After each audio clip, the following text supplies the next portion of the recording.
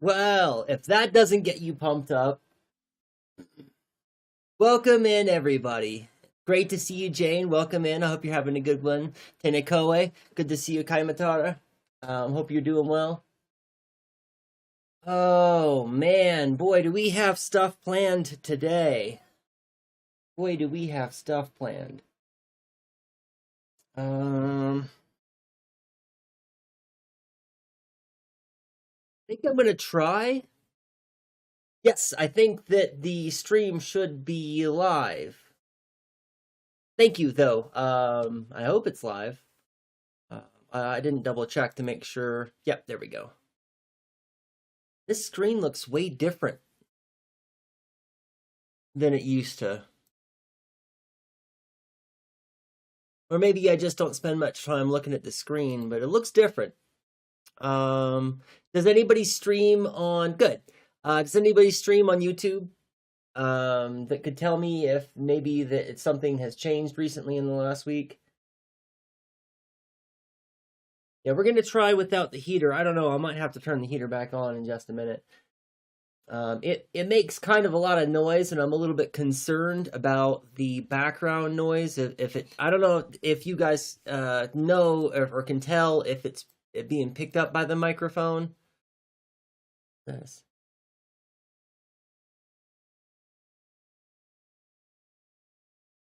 I am subscribed. This.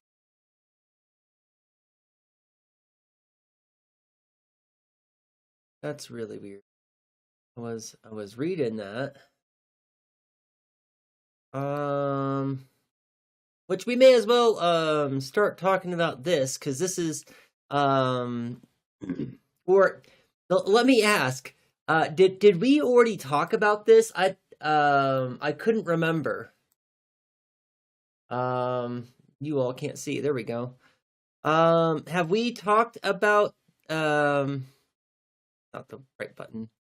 This, when I started reading this, it sounded very familiar. It seemed like maybe we've covered this. Oh, I haven't changed. Come on now. Come on now. You should have been able to put 2 and 2 together, OBS. When I started reading this earlier this morning, it sounded very familiar, like maybe we've talked about this before, or maybe all of these themes have come up on stream before, and so it was just ringing a bell that way. I'm not sure. But if we haven't covered this on stream yet, then we're gonna. So I'm gonna go ahead and put this in chat. No, we haven't. We didn't go through it yet. Cool. So I'm gonna go ahead and plant the seed for this. We'll probably end up talking about this on Friday, I expect. Is right, today's Wednesday. Y'all, my semester just ended yesterday, and I reported grades this morning, and my brain is still recovering, to say the least. And let me fix my curtains real fast. I'll be right back.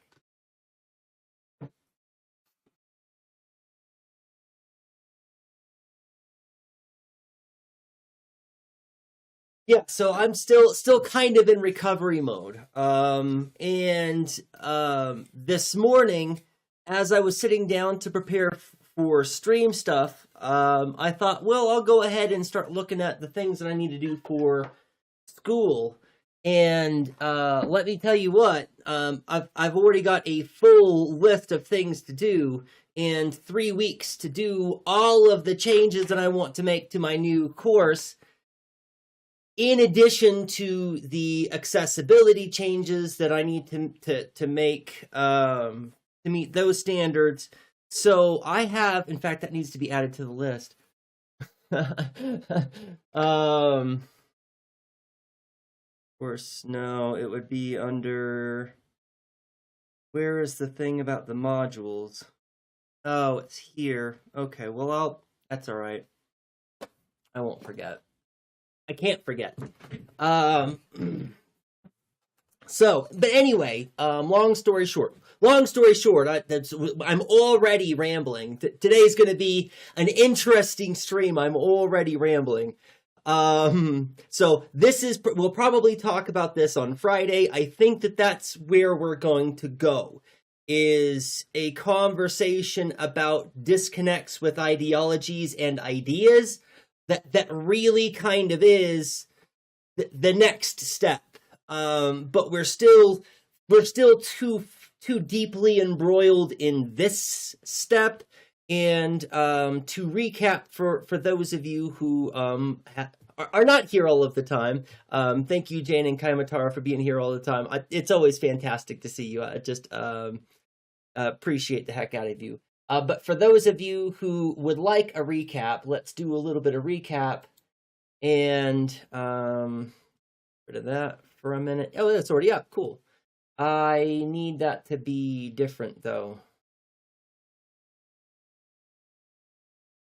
That's what it was. I changed it for a student. I had a student that I had to meet the other day. I don't even want to talk about that. Brain, just let it go. You don't need to talk about that student. The semester's over. You never have to think about it again. Get over it, self. So anyway, I've changed some of the stuff here and reordered things a little bit. And today I would like to go through this more carefully once I get around to actually resizing it. That's wild. Let's go ahead and get rid of all that in the first place. And like that. The wind is really terrible today, so I'm hoping that it does not interfere too terribly with the stream. But just to warn everybody, the wind is terrible today. So what I would like to do today is go through our outline in a little bit more detail. I would like you guys' help in reordering this, or reprioritizing some of the things, or omitting things that are unnecessary, or adding things that you think are necessary. Because I think that this is an important thing for us to explore, and I think it would be an incredibly valuable thing for the world. For us to be talking about this and to be trying to solve some of the issues here so that we can make actual changes in the way that we think about organizing, or in the way that leftists, this is kind of what I'm leading towards, is a way to change the way that leftists think about themselves fundamentally. And by that, I mean two things and a third thing all at once, right? So themselves as an individual, right? And this is part of prefiguration, right? Shaping this being into the kind of being that ... But seeing leftists seeing themselves as a collective, as being members. And one of the things that I would like to add to this is a way to connect it to how do I phrase it? We've mentioned it before, the idea of species being as an organism. I was trying to think of an easier way to lead into this, but there's not. Let me just get to the heavy, dense philosophy words. Understanding self as a member of a species being, but seeing that species being as an organism, right? As not just a body of bodies through time, but as an identity itself, an identity that is informed literally by you, as an organ within that organism of the human race, that, or what, however we want to classify this. Right, but the same kind of analogy transcended. Welcome in, Apolitical Daddy. It's great to see you. I hope you're doing well. The same kind of idea, leftists recognizing themselves as an organism, an identity, an individual, but as one within the context of their material ideology, right? And this has to do with this idea of ideologentity. That isn't the word that I want to use, but I don't have a better word to use for this. And I didn't do anything to work on this definition at all yet. This is all just, we're shelving that for a moment. And we'll come to some of this stuff that's down here on the list in the stream today. But the idea, let me get to the actual point. The idea is, I think that we can reclaim, reclamation is still not the right word, but that we can make something, and the thing that we can make, I think that we can make something, and the thing that we can make becomes a material reality that changes how people understand themselves as an identity, and themselves situated within an ideology. And then we've got a that species being of leftist, however we want to classify this and police this, being a species, being an organism, or excuse me, an organ within the larger organism of humanity, right? And I think that understanding our natural relationships to each other in a different, now I'm getting ahead of myself, because we're not there yet. And now I've completely train wrecked my thought process, but that's okay. Because I'm asking for you's help anyway, right? I don't have the answers. I don't have this stuff figured out.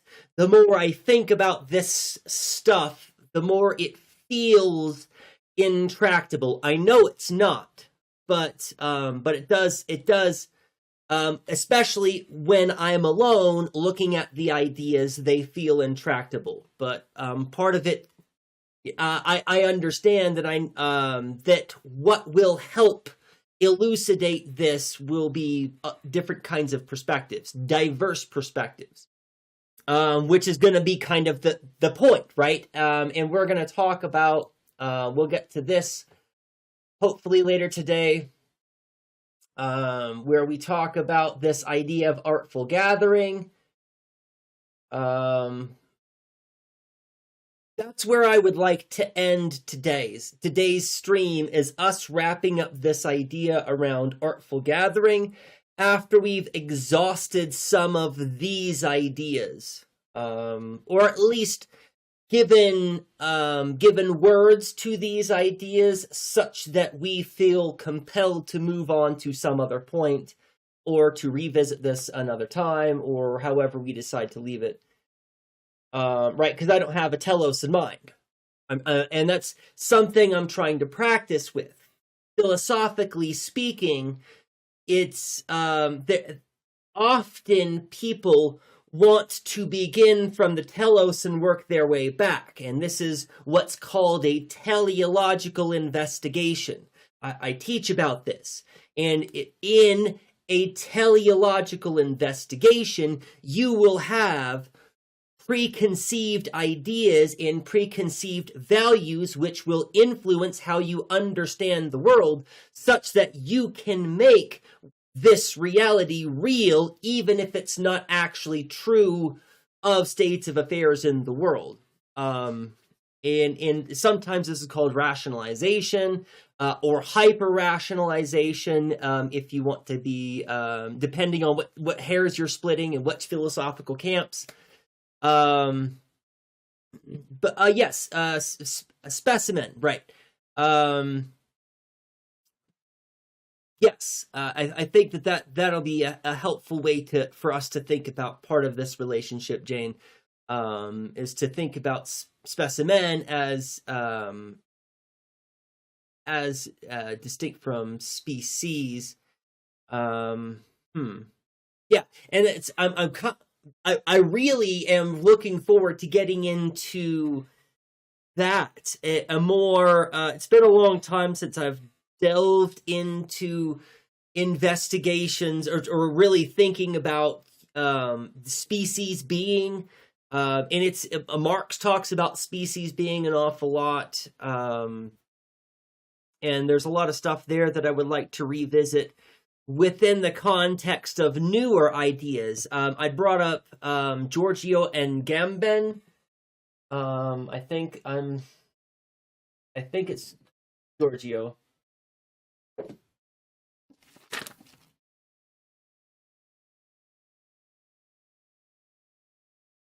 But their idea, Giorgio and Gamben, they deal with some of this, and I'm trying to remember their terminology. I guess I could turn and look at this. I don't remember which.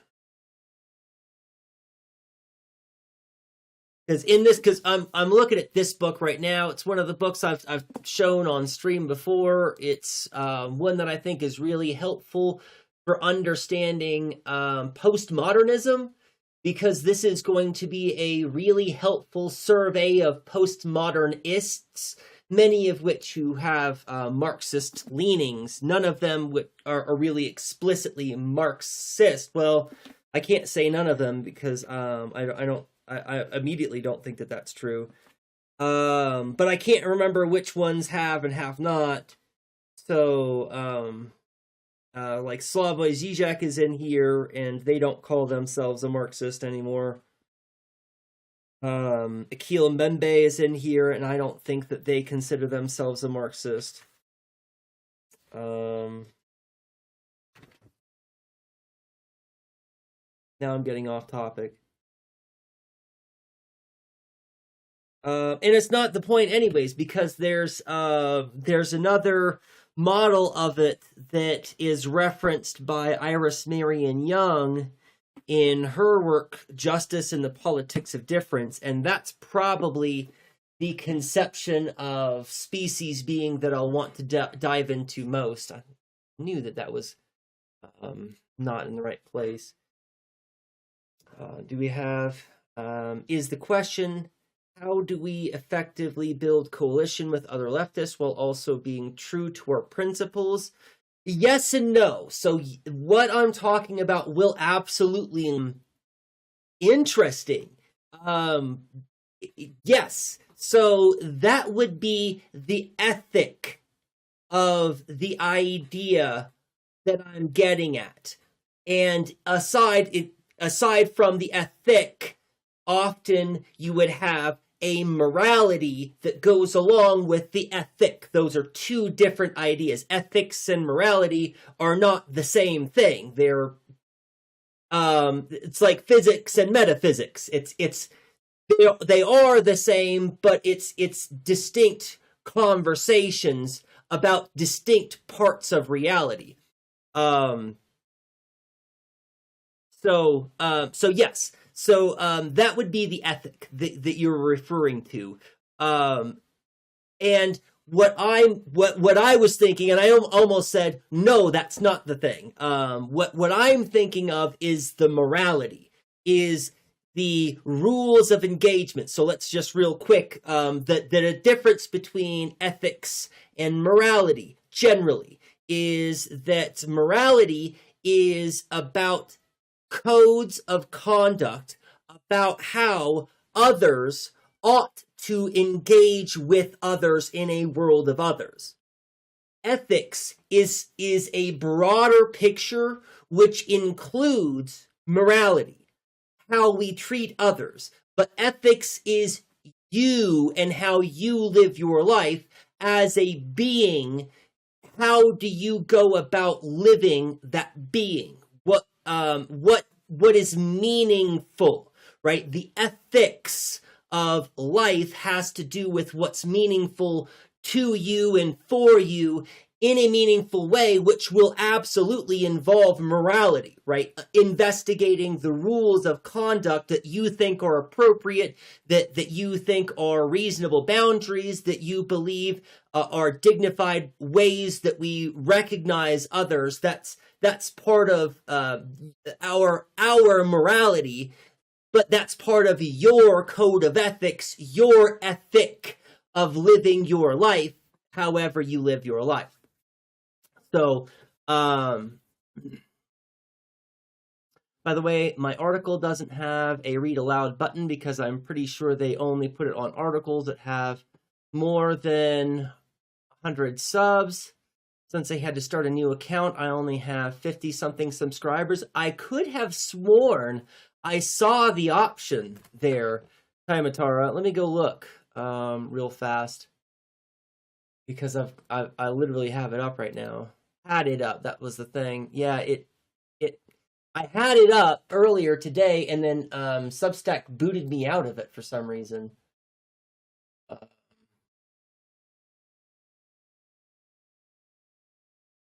Oh no, here we go. And it does not have the read aloud thing. Yeah, you're correct. I stand correct. That's okay. I've got the reader on the browser that I can use, or we'll just read it on stream. I'm used to saying lots and lots of words, so it'll be okay.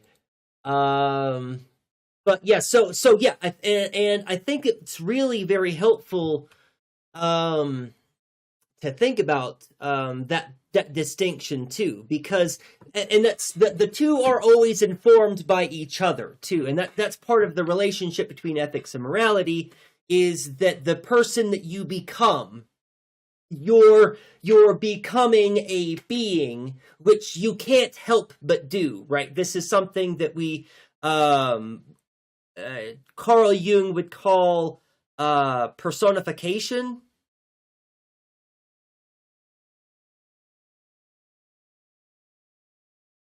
I think it's personification. I used to teach it. You think I would remember, but it's been a while since I've. But it's something that, according to Carl Jung, it's something that one does naturally and automatically.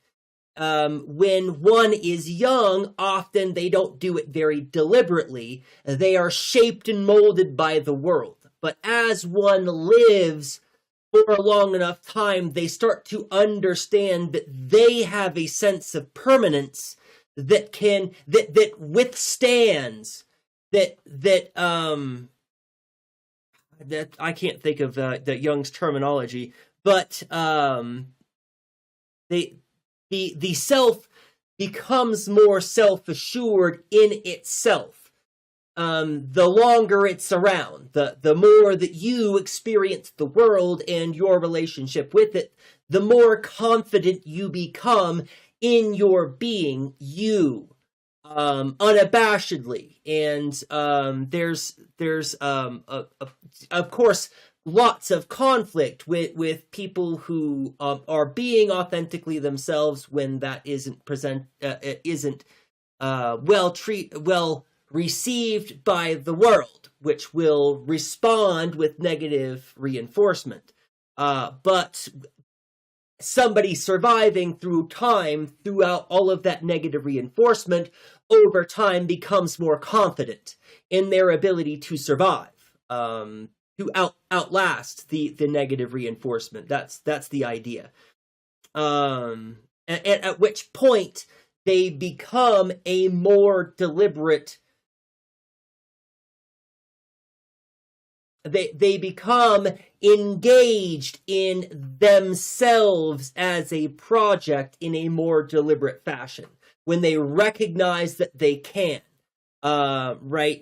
And for some people, this awakening happens much earlier. For many of you, even as young as some of you are already working on this. That's why you're here. You wouldn't show up to this stream for any other reason. That you see that there's an opportunity for you to be different than you are, and that you think that knowledge can make that difference happen for you. And you are correct in that. That's something I believe is true about the world anyway. So we are on what principles we should have in the first place. Kind of. Let's go back to the outline. Yes. So kind of. And the on one hand, right, there's a problem with devising principles for leftism. And that there's an article that we're going to go into shortly in just a few minutes, probably, that has some good pushback on this. And it has to do with how leftism is currently worn as a uniform. This is something that I want to get to later, is cracking into this idea, leftism as a uniform, as it has to do with this concept, right? Ideologies are not what people believe. The flaccid thing that we've talked about, the analogy that I use is the person that understands the science of climate change and doesn't disagree with that climate change science. They believe it's true. As opposed to somebody that understands climate change is real and that they need to do something about it in the world. Those are two completely different kinds of belief. Right? One is empty and flaccid, which has no real ties to one's identity. The other is knowledge about the world, which informs the identity. And that's the kind of ideology that I'm interested in. But there's a problem that we run into when we establish strict principles about the kinds of leftism we should engage with. And I started to talk about this on last stream. I butchered poor Ash's name. It's Ash Sarkar, not whatever I was saying before, just so strike it from the record. Ash Sarkar, who has this book, Minority Rule. This is supposed to be italicized already. And Adventures in the Culture War. I see there's lots of stuff in chat, and I'm about to get to it. I'm not ignoring y'all. I'll get to it in a second. But in this, she talks about identity politics and leftists' use of identity politics and how it is actually very toxic. And I think that this is something that we are all in agreement. It's come up several times in this stream on different occasions, and we've all intimated similar sentiments about this, that it doesn't serve us when we are infighting in certain kinds of ways. And so what I'm trying to figure out is, how do we think about being a principled leftist without creating identity politics infighting? How do we go about policing ourselves without destroying ourselves from the inside? Because that's kind of what I'm alluding to with the whole policing thing, right? When we think about what policing is and how policing works, it is a known tool of oppression, right? And I'm trying to figure out if there's some kind of way that we can do that that's not evil and toxic, or if that is something that we have to throw out the window, right? The idea of policing. And then where do we go from there in establishing who we are as being identities, and how do we hold each other accountable? Good. Finally was able to sum up my ideas for that. I've been trying to summarize this for the last 40 minutes. All right, let me get to chat. Is this voluntary following extra school in some way? Wait. true this is voluntary following extra school in some way? Oh yes, because you're being here, right? I told my thoughts to AI for it to give me a book recommendation. It gave Wittgenstein's Philosophical Investigations. That is actually not a bad recommendation, Apolitical Daddy. I can give you a brief idea of the idea to see if it's something. I think that you would find it very interesting. So, I've mentioned this before on stream, and I'm not sure if you've been here. So this is about the games of understanding that we play. And this analogy has to do with sports. If you see a bunch of children playing a game, a kind of sports game that's not baseball or football, it's not an official sports game, just some imaginary game that these kids have made up. And if you watch them playing the game, it will seem as though all of the participants understand all of the rules and what they are and what their roles are and what to do when and where. But if you were to ask each of the children what the rules of the game were, you would probably get a whole bunch of different responses, most of which wouldn't really go together in a cohesive or coherent way. And so this actually has to do with the idea of idea fetishism, which we'll get to at some point, where we engage with living in a world and we figure out how to navigate that world. And sometimes we don't stop to ask ourselves about the rules that we follow and whether other people understand the world by the same rules that we do, that we think are literally axiomatic about things that we believe are fundamentally true about the nature of the world. And other people think that those things are not true, right? And can still operate in the same world and can engage with each other and still be productive in the same world, even though their understandings of why they're doing the thing that they're doing are completely different, or their understandings of how they're supposed to go about doing the thing is completely different, but has similar results, right? And this is the same with mathematics. That's the other example, right? There's nearly an infinite ways that you can get answers mathematically. And when people do mental arithmetic, they might have used different rules to arrive at the exact same answer. And this difference is what Wittgenstein is interested in. The rules of how we understand capital T truth, right? And that's the thing. So Wittgenstein helps Bertrand Russell come up with a coherent thesis of structuralism based on this idea that later Wittgenstein will come out of retirement to argue against and then to disprove logically his own theses. And it's really quite amazing the history there, because Wittgenstein turns logic on its head, and the whole world of logic is in an uproar for about 3 decades. And there's all this stuff that comes out, and all of this amazing modernism, structuralism is what it turns out to be.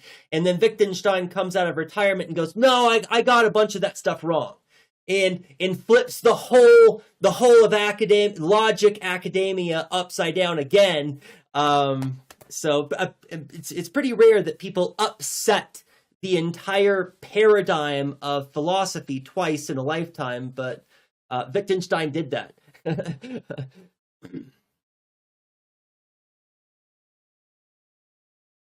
Do you think we should use the term negotiating instead?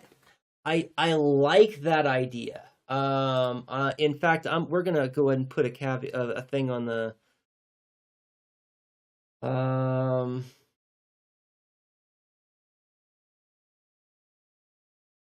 Negotiating. Could negotiating work instead?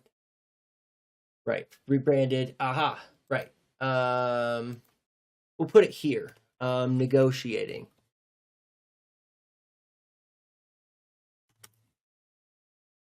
Though there's also something here that so if we can retool it, because I think that negotiating really does make sense.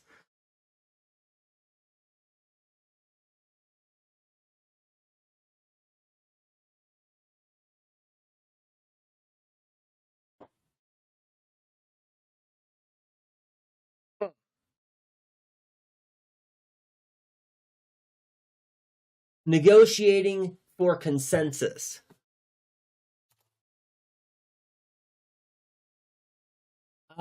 See, and so part of what I'm trying to do here is I'm trying to rescue us from the Zizek problem, which I don't really understand it well enough that I keep bringing it up like that. I need to really do a deep dive into this so that I can explain it better on stream. But we don't want what am I trying to say here?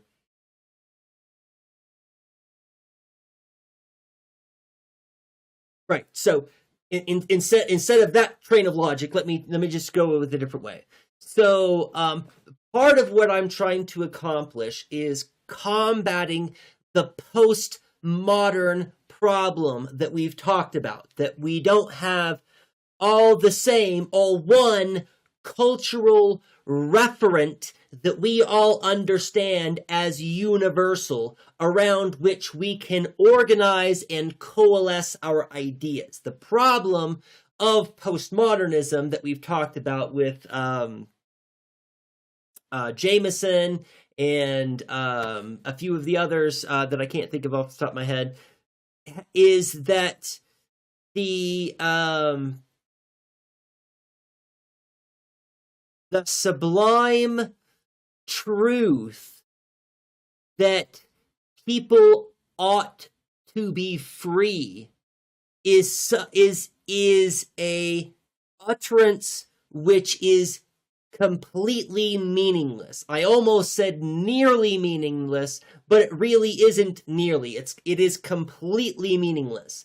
The utterance that people ought to be free is an utterance that is completely meaningless. And it is so because the reference that we use to depend on to tell us how to be have all become untethered from anything substantive, let alone universal. There is no capital T truth which guides our understanding of how to navigate the world. We're all operating under our own ideologies and our own understanding of those ideologies. So what I'm trying to do is I'm trying to come up with a concept of being that when we get this ironed out, people won't have any doubts about the effectiveness and the truth of what it is that we are doing with our space and with our lives. That it the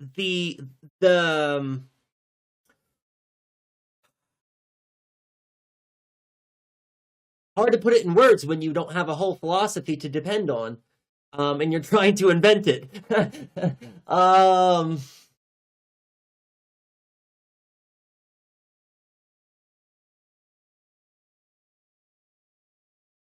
Right, and that's a retooling policing is like trying to retool the state. Oh yeah, that's where I got distracted. Right, so I was looking at this relationship here. Right, the question if it's possible doesn't matter. Like, because I wrote this out, and as I was writing it out, I was like, well, I should change it, but then I wanted to talk this out loud for stream, right? So the question, is it possible, doesn't matter if it's not good, right? If it is the case that, like Jane says, retooling policing is like trying to retool the state, right? If that's the case, then policing is a project that we give up on. Right, and that's not something that I have a problem with, but we need to have something better than just don't police other leftists, right? We need to have something positive rather than something that's only naysaying what other people are doing, right? And because that's the problem. That's the problem that we're trying to avoid. And okay, this is a good time to tie in the article that I want to get to, because that's the relationship. It's on the tip of my tongue and I can't even get it out. But the article will. We just have to get through it, right? So something that I thought that I had this. Why can you all not see the thing that I'm seeing? Oh, because it's hidden. That'll do it. So this is I brought this up on stream probably a month ago, if not longer, and it's kind of what's started this whole idea. Anyways, it's the ethos for it. It's the thing which started to tickle my brain about the importance of working this out.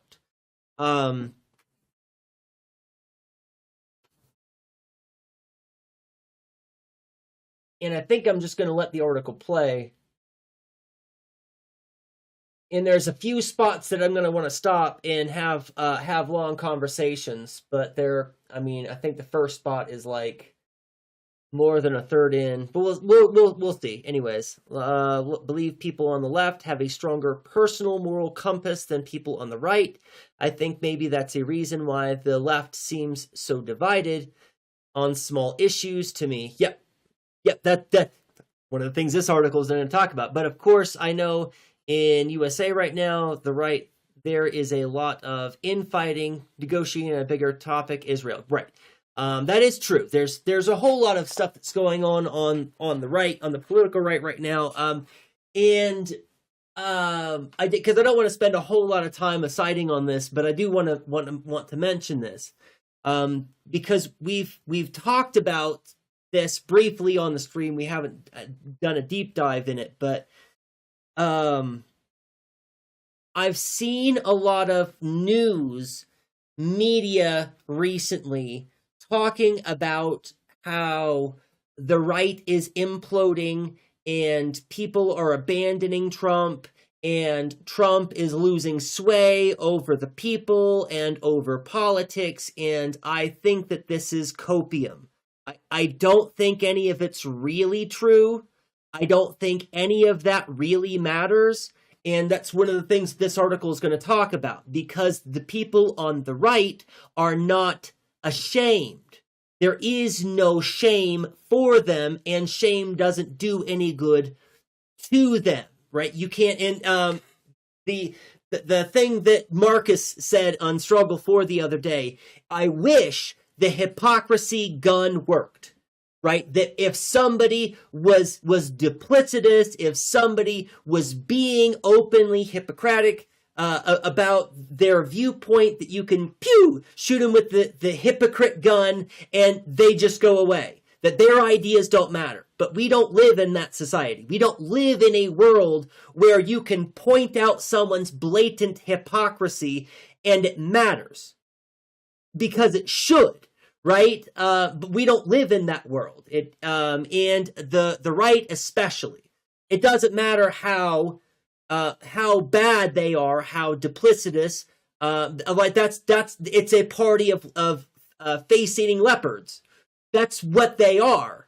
And they have no qualms about their lack of morality, right? They actually see that as a virtue, something that we haven't talked about. That's on the right.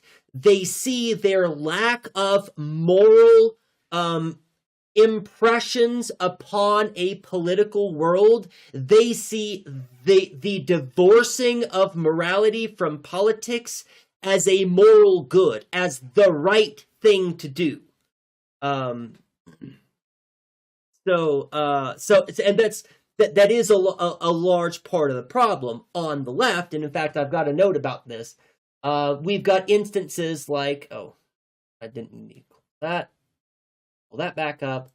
We've got instances like Al Franken. I don't have to pull it up on the note, but right, somebody who did something which was inappropriate. For those of you who are not aware, Al Franken did something which was inappropriate.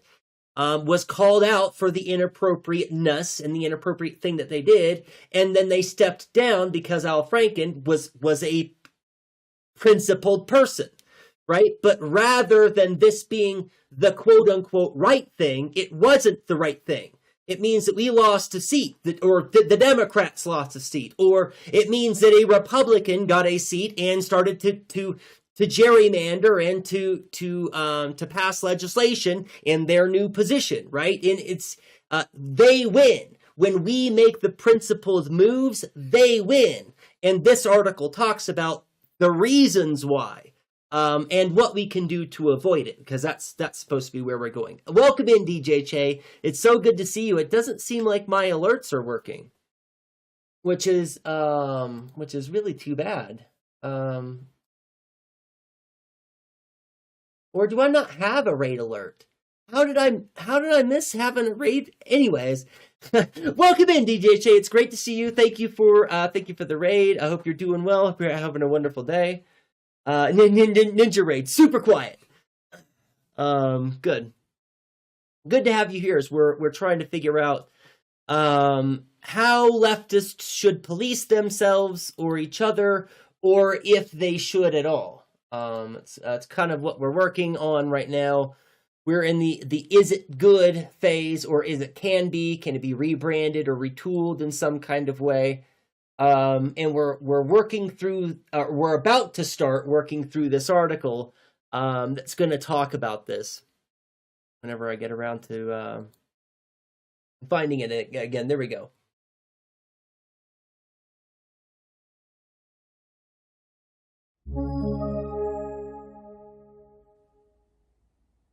When anti-fascism becomes liberal discipline.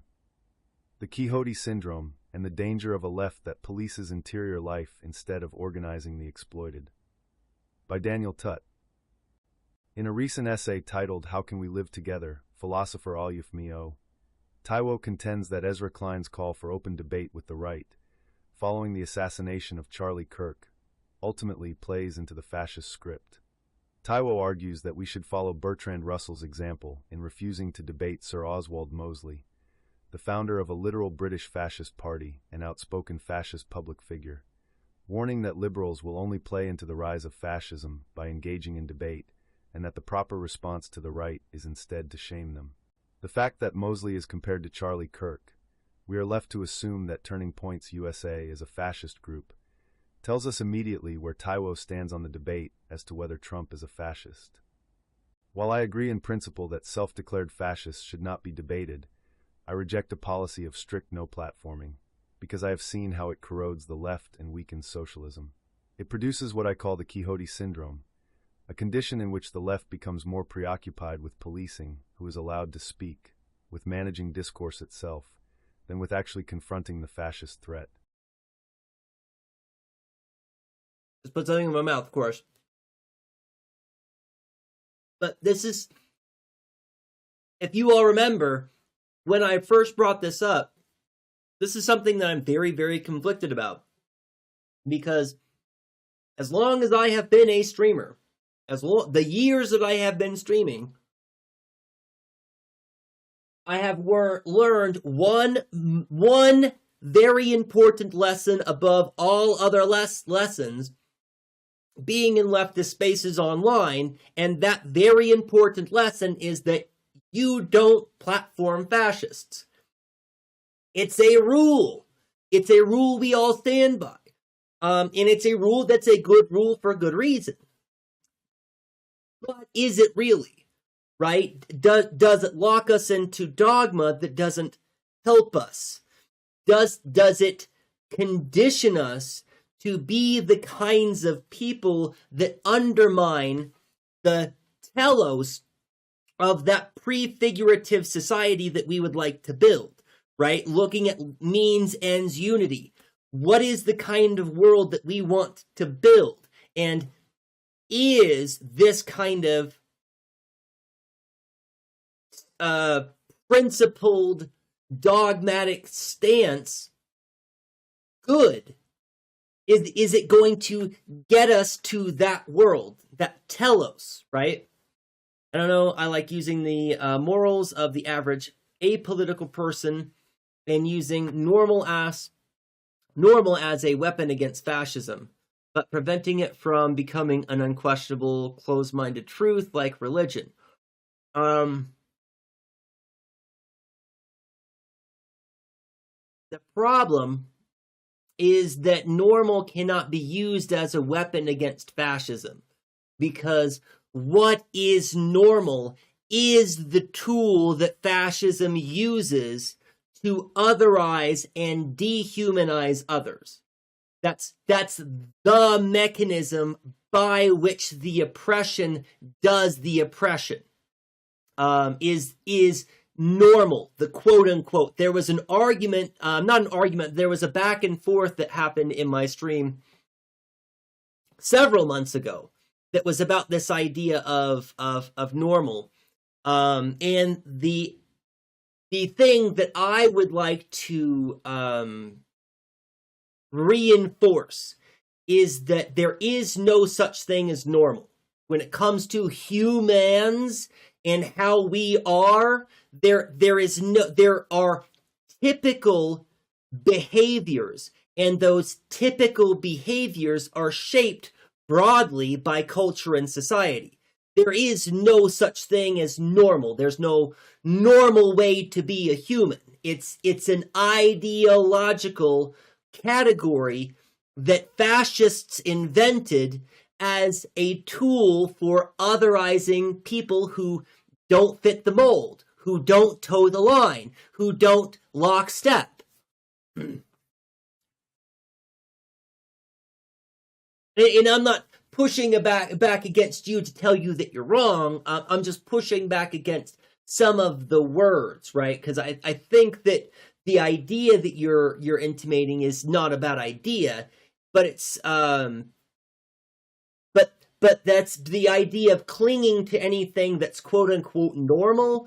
That will lead you astray, because that's easily redefinable. What is normal is something that you, and this has to do with the shifting back and forth between the ideologies. That's another thing that I really need to unpack a lot more deeply, is the way that we are not beings in one ideology that see themselves in this static relationship with themselves and their own ideology. You shift between different ideologies when you get into your car, and when you go into a grocery store, when you enter a social situation in somebody's home where they've invited you over for dinner. These are all different kinds of social situations, which requires you as the being in time in those social situations to reorient how you understand the world. You shift between different kinds of being depending on where you are and with whom you find yourself. Yeah, and we should encourage people to be more political. And that's another aspect of it. I didn't really talk about that. Because nobody is apolitical, daddy. The claim that one is apolitical is a false claim that's born of privilege, for someone that doesn't have to deal with the consequences of necropolitics. People that claim that they are apolitical are people who are so insulated from the systemic harms that harm most minorities that they feel that they can exist in a non-political way and do things in the world apolitically, which that it's just the fantasy. Everything that you do is political, whether you think it is or not. It necessarily is. It has an impact on the world in which you exist. Right, and no, nobody's, and that's another thing, apolitical daddy, right? I am not platforming Nazis, for the record, and I have no interest in doing that either, right? And that's, again, something that's really going to be challenging for me when I'm trying to engage with these ideas, is because I want to say never. I want to say under no conditions, under no circumstances. But what the article is trying to get us to understand is when we say never, we are locking ourselves into a dogma, and that dogma is not benefiting us. Oh yeah, no, yeah, absolutely. Yeah, it's just a matter of terminology there. But I think let's get back to the article and let them finish unpacking this, because I just wanted to start that and mention, I believe that we should not ever platform Nazis, right? We should not platform fascists. I think that we can all agree on that. But we have to unpack this difficulty, this problem, and understand the philosophy that interferes with us building that better prefigurative world, right? We have to meet the means ends unity problem head on and try to understand this materially. I want to argue that this is the inevitable outcome of a left aligned with liberalism. The fascist threat becomes a quest of tilting at windmills, where everything is labeled fascist. All distinction between reactionary tendencies collapses, and anti-fascism devolves into the policing of vibes and effects, applied not only to the right, but increasingly to the left itself.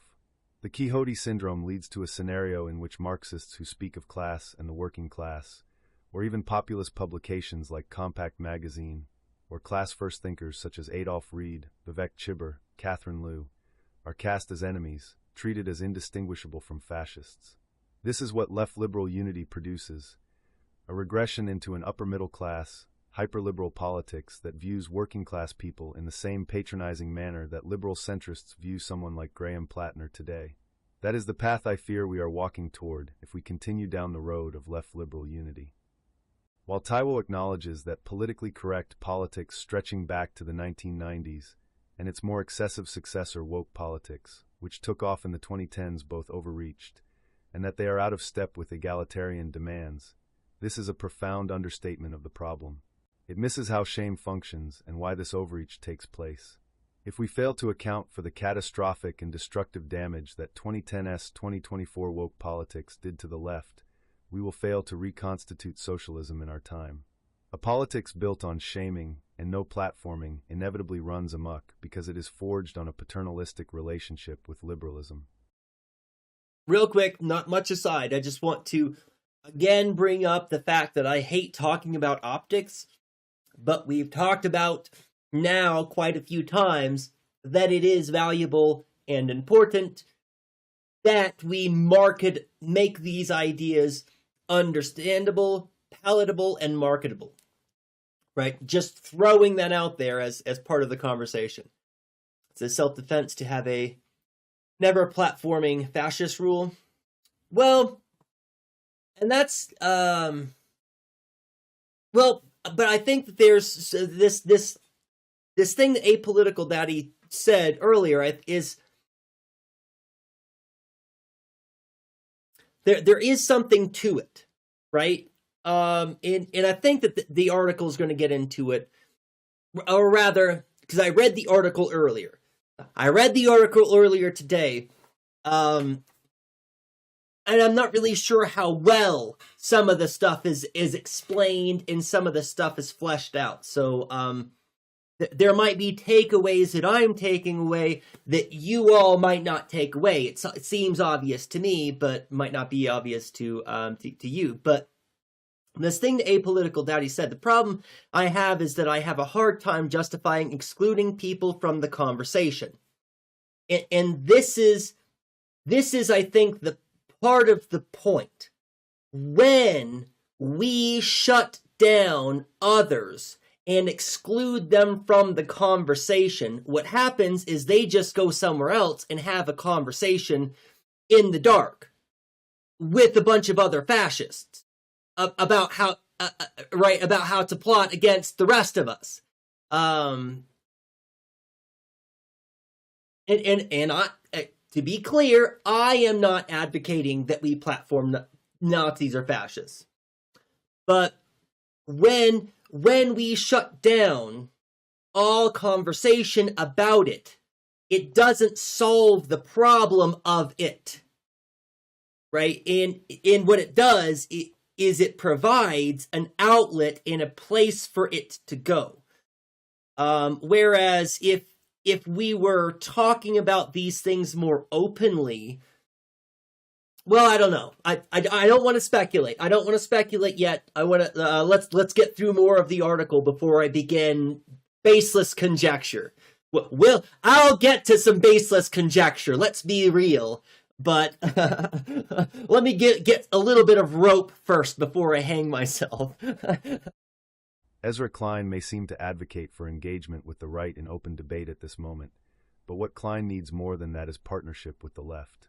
Taiwo's piece seems to suggest that the left has a role to play in morally correcting liberals, in providing a moral arbitration to liberals.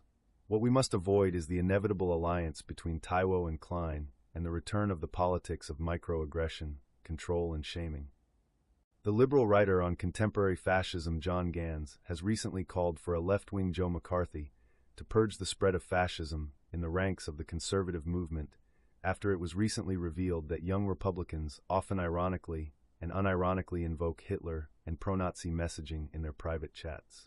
When demands for out-and-out censorship like this are made, it signals that any deviation from left liberal hegemony will be coded as reactionary. We should be clear. Gans's call for censorship will likely happen, and it will trickle down into the ecosystem of the left and its institutions. The problem with Gans's call for censorship is that it will produce a paralysis internal to the left where policing and hyperbolic treatment towards workers will once again run amok. Gans's call for censorship is far more direct than Taiwo's call for shaming. But if either of these proposals are followed through with, they will result in the evacuation of any possibility for new ideas or for an alternative path from liberal hegemony. And that is exactly what establishment liberals and the right want. Gans, after all, called for a left-wing Joseph McCarthy, not a liberal McCarthy. Is shaming emancipatory? What precisely is the politics of shaming, and can it be emancipatory? Let's examine how Frantz Fanon understood the politics of shame. For Fanon, the militant acts on the basis of a refusal of shame, which is why he called shame the monster before revolt. The condition of shame was the key weapon of the colonizer. Shame is what Fanon referred to as the psychic infrastructure of the colonizer. It fixes you into an object. The culture of shame Fanon diagnosed in the colonial context was a culture in which citizens no longer own their own image, as he put it. How precisely does shame affect us in today's time? This is where psychoanalysis offers a great deal of insight. In his reflections on capitalism, Lacan argued that contemporary social life no longer has any shame. He wrote that shame, like guilt, is an effect of impotence, and that when we are shamed we become an object for the other. To shame someone will inevitably produce certain effects. To make those ashamed for breaching a moral law or transgressing a taboo hits differently in a culture which has lost all sense of shame. The problem with the politics of shaming comes about in the way that liberalism as a system requires the expunging of all antagonism from the interior lives of all citizens. Without an institutional fabric that is capable of speaking to the true dimension of social struggle, which liberalism is not, a politics of shaming risks backfiring and fomenting greater and greater social violence.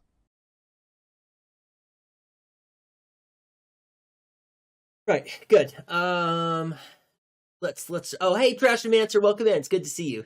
I saw a new name pop up. That's who it is. Welcome in. Good to have you in. How would you define platforming though? That's a good point, right? It's one, right? Having a conversation, or allowing people in the conversation is not necessarily the same thing as putting somebody in front of a podium, right? Maybe there is some distinction to be made there, and I think that we do need to unpack that a little bit further before we get too dogmatic. I mean, we're trying to avoid dogma anyways, but before we get too attached to any ideas about this, I think that would be a good idea for us to have clearer limits on what we mean by platforming.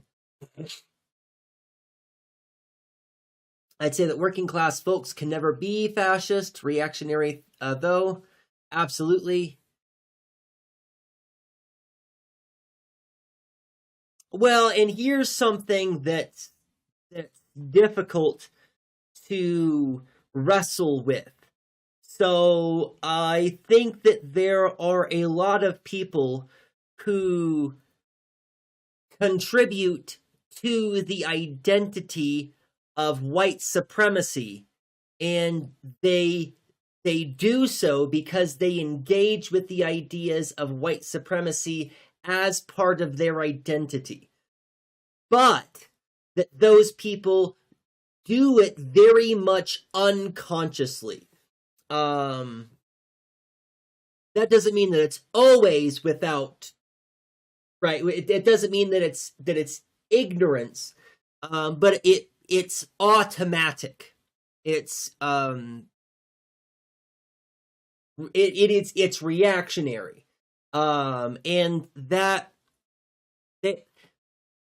they are what they do in that sense, right? When someone performs actions or says words and those things are racist, then the person who did them or said them is a racist, right? Whether or not they identify, whether or not they would say that word, whether or not they would recognize, right?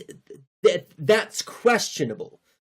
But there is a relationship with one's engagement with the world where if what they're doing is racist, they are a racist. And I think that the same can be said for people, for the working class. I believe that without them meaning to pick up the mantle of fascism and putting on that uniform, that they can still do the things, they can facilitate fascism, they can support and endorse it, they can recreate the structures of fascism, making themselves fascist even though they wouldn't quite recognize it in the way that we would want them to, right? That we would say you are inconsistent in your ideology because there you are doing the racist thing and saying that you're not a racist. If it walks like a duck and quacks like a duck, right? What is it? Maybe a space with very carefully designed rule sets and safeties could allow some contact. Jacques Franco said society should be designed in such a way that crimes are unlikely. Perhaps a solution lies in that. An example being, if everything is provided free of charge, theft would be basically outmoded. Absolutely. Well, and that's what we're trying to get to. What we want, ideally, is a marketplace of ideas that no fascist will ever bring up fascist ideas because there won't be any fascists. That's the world that we want, right? That we can have a marketplace of ideas that's open to everyone, and that we don't have to worry about, right, policing, quote unquote, what people say, or shaming or shutting down certain kinds of conversations, because that's what we're in conflict with right now, is how do we build a future, right? Because the point of this channel, right, that we've talked about over and over again, is the creation of spaces where diversity allows us to get to the truth of ideas, right? That model, that we understand that there's not a right, that what is true in the world is a matter of negotiation that we have to work out socially, but not just in words, with our deeds and how we live our lives, right? And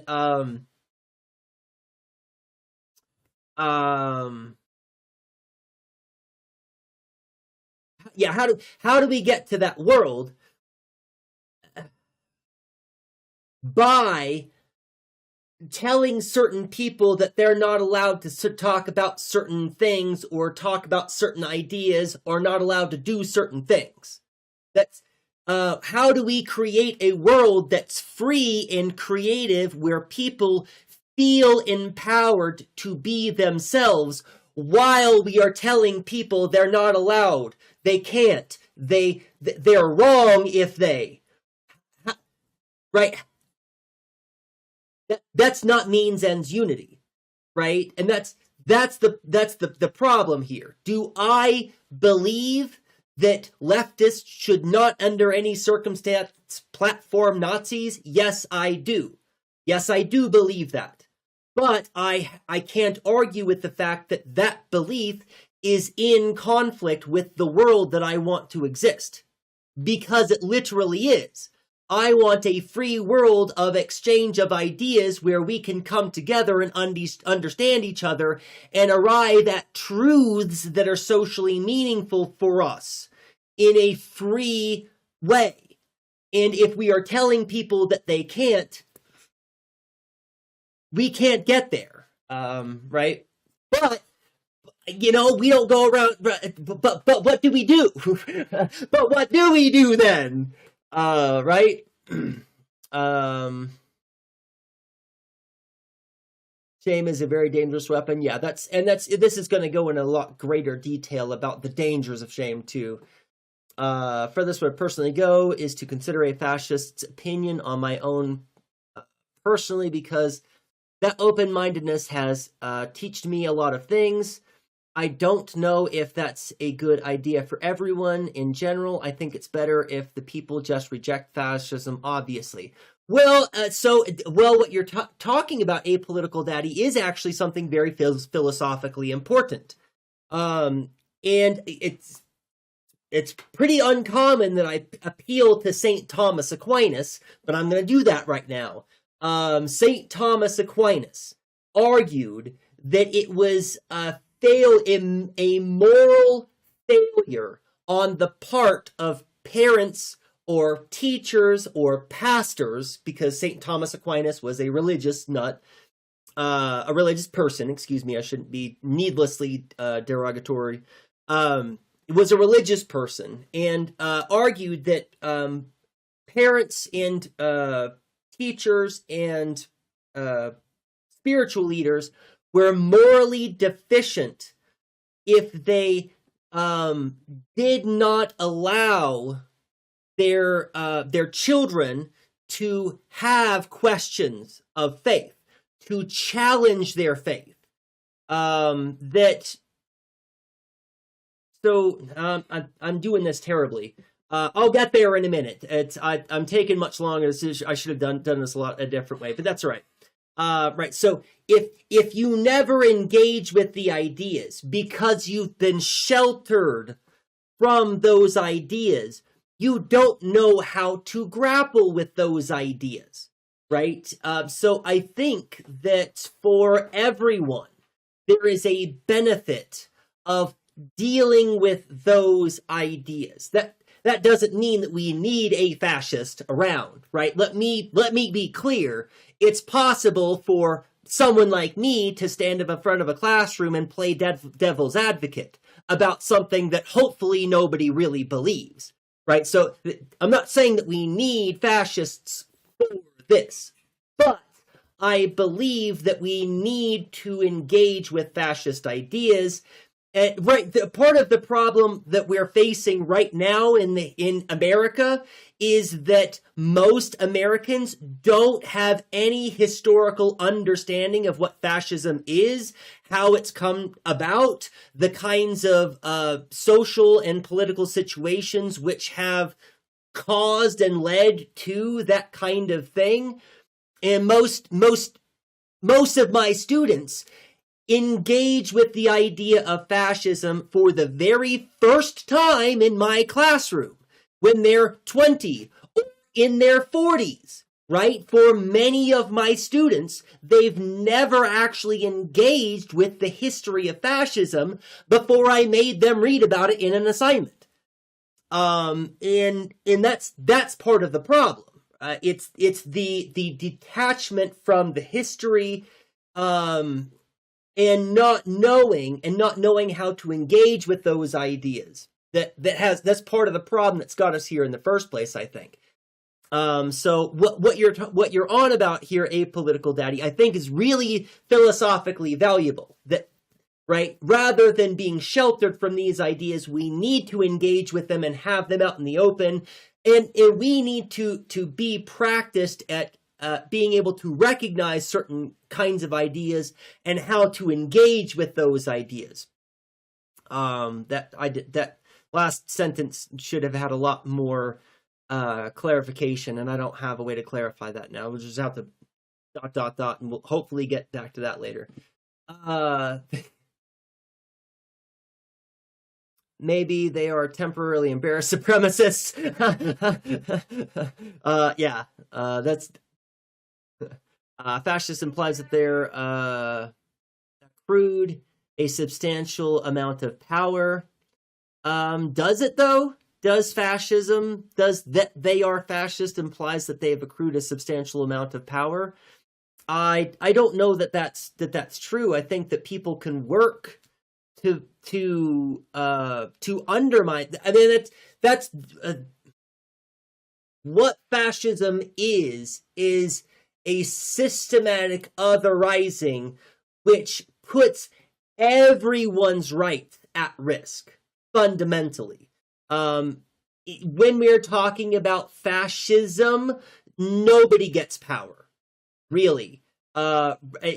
Actually, what happens is the movement gets the power, right? And this is like Robespierre, right? Even the fascists that get the thing going, they don't get to have the control and the power. Right? It takes on a life of its own, and if those people change their mind, that power will kill them. Right? It locks them into almost a deterministic kind of mode of being. That's part of what fascism is. It's a structure that always tells you what the next thing to do is, and the next thing to do is to otherize the next group. So I mean I don't know. Maybe I'm splitting hairs, and maybe I'm operating on a different idea. I don't know that fascism, advocation for fascism or supporting fascism and power are things that are necessarily related to each other in that way. Hey, welcome in, first-time chatter. Do I know the origin of fascism? Why don't you enlighten us?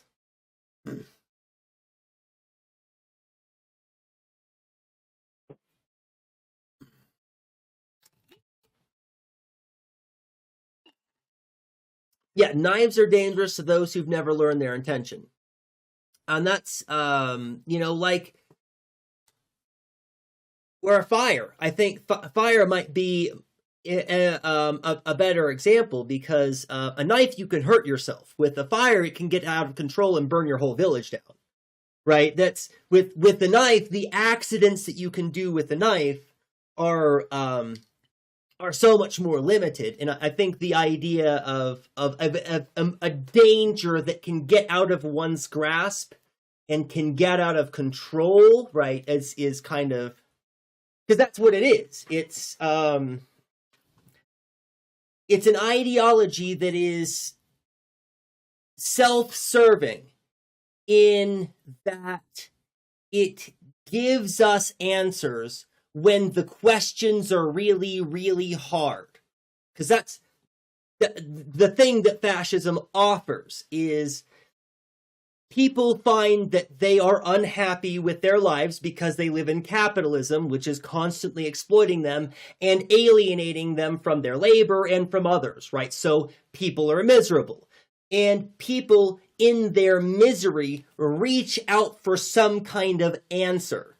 And fascism says, I have an answer and I have a solution, right? And so people gravitate towards religion for this reason, not because it's a satisfying answer, because it's an answer that's easy and it has a solution.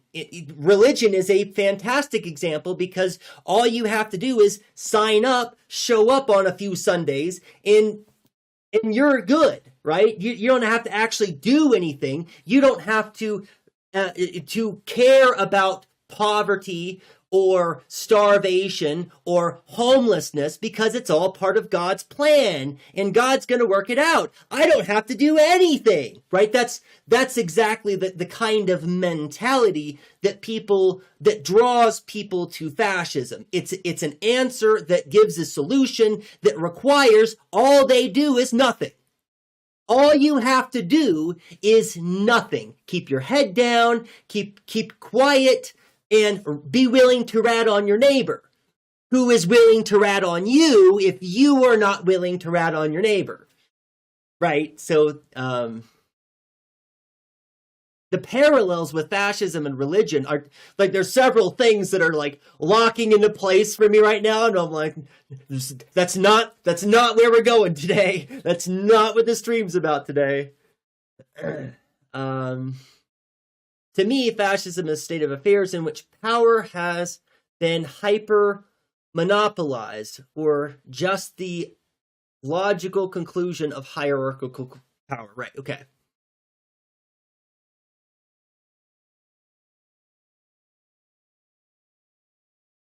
Right. But see, and here's where I think we're having a slight deviation. I don't think that we disagree at all, Jane. I think that there's a slight deviation in how we think about one's relationship to power. I see people as coalescing around power, even though they don't get the power. It's something that makes them feel. It's like the sports team mentality, right? They're not on the sports team, but they're close enough to it by proximity. I think that a lot of fascism and fascist movements draw together magnetically a lot of people who don't get the power, but are really hoping that they get to. Right? Does that make sense? And they're pushing that, they're helping to push the giant boulder up the hill, and they're gonna be crushed by it, but they're pushing it up the hill in the hopes that they get to be on the other side of the boulder. Maybe that analogy works. That's a really sloppy analogy. I don't think it's a good one.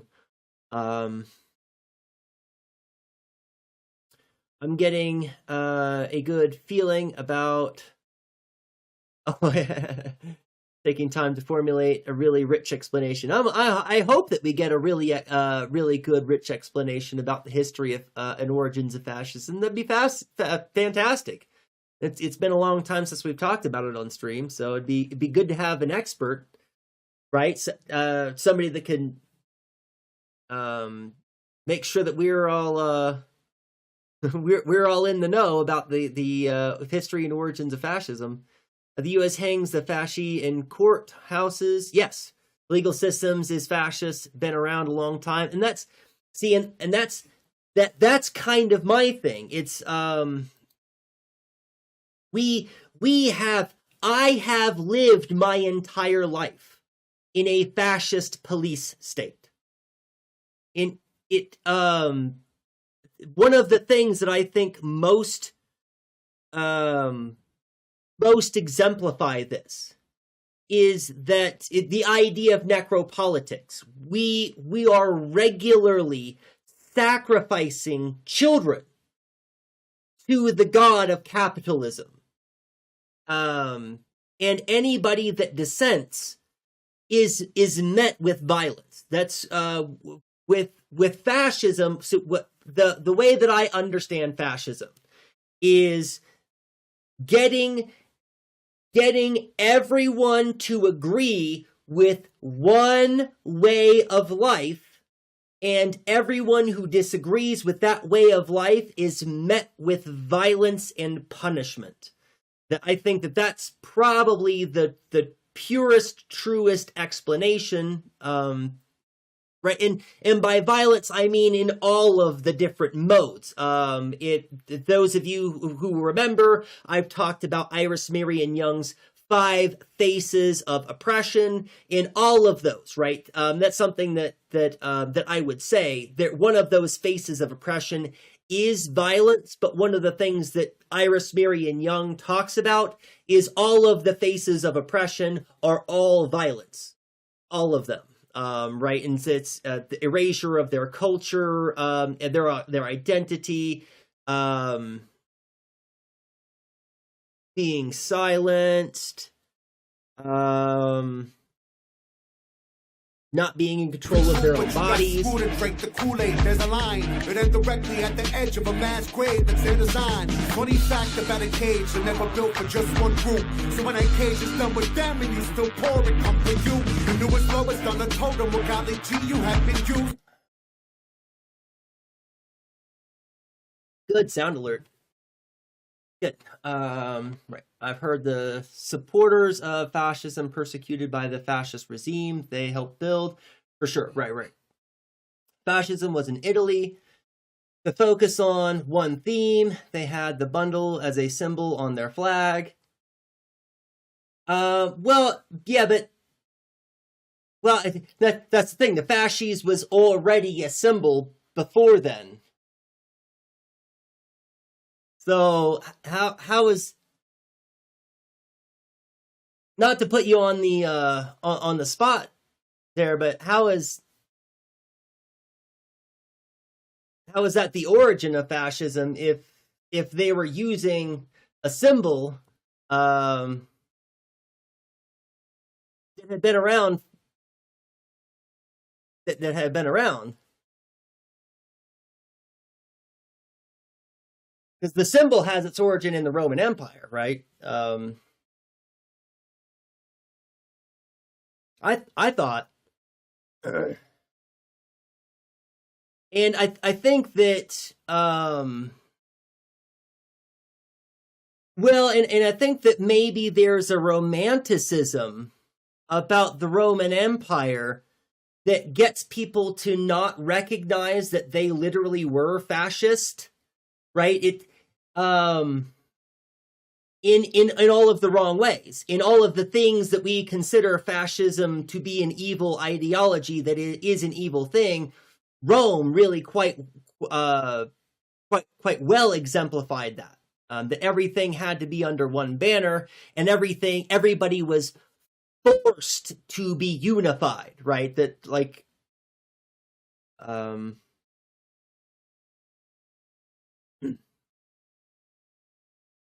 let's get back to the, because we need to finish this this article.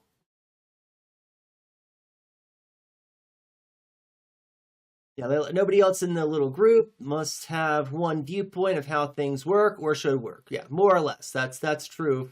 More or less. Is also about the return to monarchical society, which is the highest level of monopolization of power. Well, that's, see, yes. But again, I think that there is going to be a difference in language. But really, while I'm thinking about it, it's just splitting hairs, right? It's the same structure, right? However we think about our representative democracy, it really is not that different, right? It's not like the United States has a significantly enough different system of government from the UK, right? It's really not. My favorite answer is yes and no.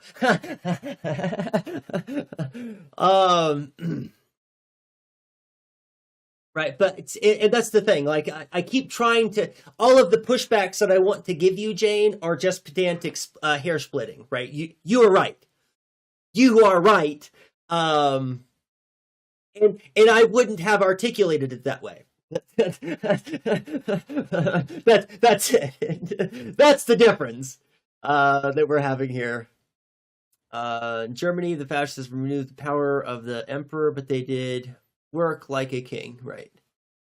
All right, let's get back to the article. We're only a third of the way through.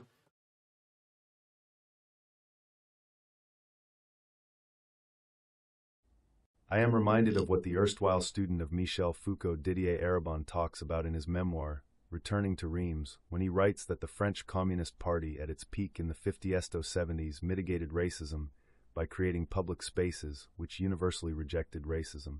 This universal rule had the effect of making the daily expressions of ordinary racism not bound up with ideological elements. The neoliberal period has witnessed the complete fusion of personal interior sentiments with ideological elements, and this fusion has turned workers towards the right. If the way we perceive the social world is taken to be an immediate reflection of our political ideology, no room is left for processing the way our interior antagonisms affect us. Liberals prefer that there be a transitivity between our interior political outlooks and political ideology, and this is why liberals are the true heirs to the religious wars that enveloped Europe in the 16th and 17th centuries. Eribon points out that liberal discourse in the 1970s to the present, as the left was gradually destroyed, is organized in such a way so as to encourage such racist identifications as a means to atomize and then code people ideologically. The liberal left stands for the passive-aggressive affirmation that workers cannot transcend their inbuilt racism, whereas the right perversely stokes workers' resentments by granting them permission to indulge and thereby transgress by being racist without any worry of the liberal censor. We already know that this formula leads to all kinds of confused and reactionary politics, but notably it is liberals who appear as the authority in the relationship. It is the right who is granting permission to transgress, not the left. There are Right, so that's part of the problem that we run into when we are maintaining this idea that we can't have, that you can't tell certain kinds of jokes. Gods, I don't. But that thing is, what do we do? Allow jokes about racism and homophobia? Like, but what do we do? But what, Anyways, I'll just. far better ways to address racism on the left, and we should learn from the communist parties which placed anti-racism as an enshrined and core staple of socialist politics. Left liberals have an interest in conflating the interior lives of citizens directly to their political ideology in ways that unnecessarily divide. In this Real quick, I should just go ahead and say this. There's Rot Mailman, Mail and Rot Millen Spree. So the problem with devising any kind of definition for fascism is that definition will always be too limiting. Will always be too limiting. What is often recommended, and this is a tactic recommended in fascism, which I highly recommend if you're interested, if you don't have a lot of information, if you don't know a lot about fascism, read Fascism by Umberto Eco. It's a book, and it's a good book on fascism, but it recommends against formalizing any kind of standard definition of fascism because it can look like a whole bunch of different things. It can exist in monarchies and democracies, in planned economies and in market economies. And if you go through the history of fascism, it's been present in all kinds of societies and all kinds of situations and has looked a number of different ways, such that it kind of defies definition. And again, it's not necessary, because any definition that we offer that is, formalized will always be too narrow in scope. Right, but we must know what we are talking about, which is why Umberto Eco gives us the 14 characteristics of fascism. And according to Umberto Eco, any one of those elements that is outlined in fascism, Eurofascism. I think it's actually pronounced Eurofascism. For most of the time, that, like when I first started reading it, I've pronounced it. Or that's why I always say Fascism. I'm pretty sure it's Eurofascism. But this realization is kind of new, and I've been saying Fascism for about a decade now, since I read the book. Probably 12 years ago now. Anyway. Yes, pronounced. Oh, it's you are fascism. Thank you. And I think there's a dash. Isn't it your fascism? Like this.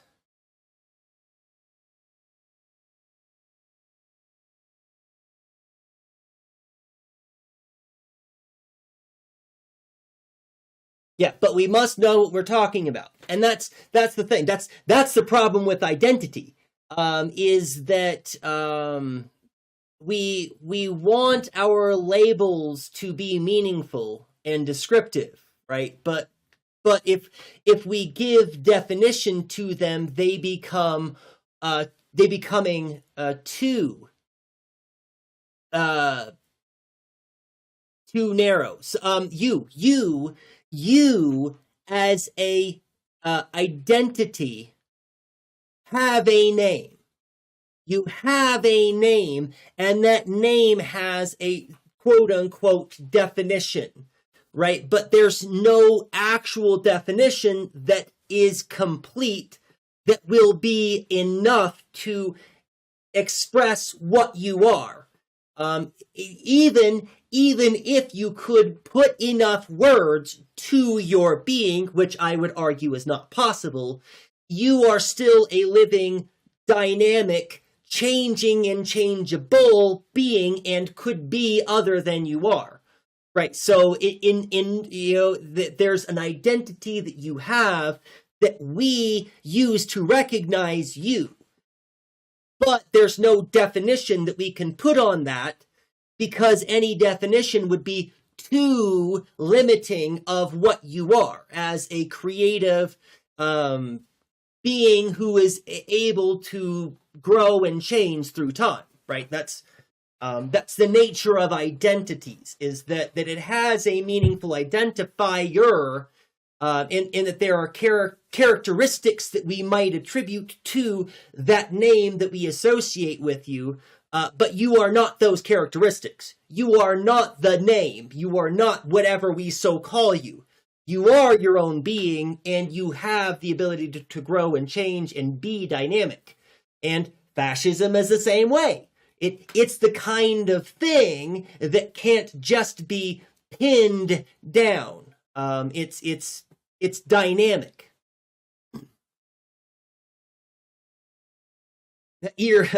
Fascism, yeah. The one that's it's funny that you say that you make the joke, Kaimatara. When I first started reading it, that's what I thought it would be pronounced. And I don't know why, but I first started saying and then somebody corrected me and said it was instead of error. I don't know. One of those things where you just say it in your head, and then the first time you say it out loud, you're like, is that what I think it sounds like?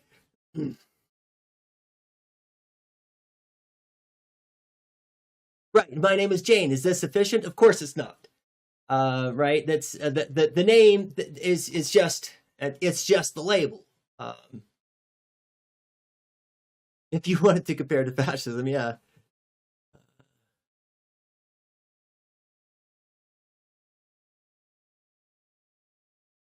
Well, it's difficult to understand if you do not have a really good description of what it is. Now, keep in mind, you're dealing with a chat room full of people who are all really very familiar with what fascism is, right? And I think that you probably have some idea of what fascism is. And any definition that you give, we will all probably find insufficient. I gave a definition that I thought was a pretty good definition of fascism earlier, but I bet some of you were listening to me say the words and you were like, well, right, I don't know, or I would disagree with, or maybe, right, if we don't have to all agree on all of the characteristics. That's not what's important. What's important is that we identify dehumanizing patterns in human behaviors, especially when those things become systemic and become ideologies that people believe gives them the right to dehumanize and take away the rights of other humans. And that's the point, right? That we should be on the lookout for all of those kinds of behaviors that we are all capable of identifying, right? And if you need to take some time to go read some Umberto Eco, by all means do that. But I'm not going to spend a whole lot of time doing something that I did months ago, talking about the boundaries of fascism and the outliers and the thresholds, because that's better understood as a matter of sliding thresholds.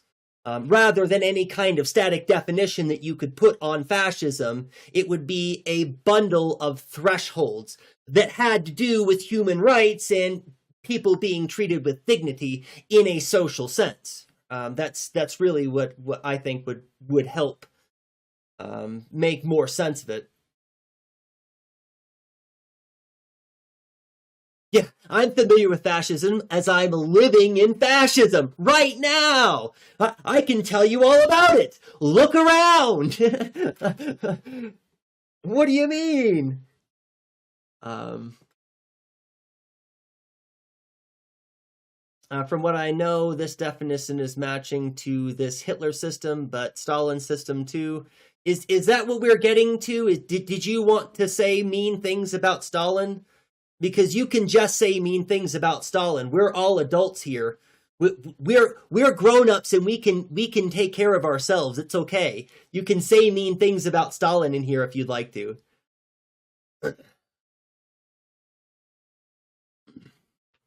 In fact, please do, because that'd make today so much more fun.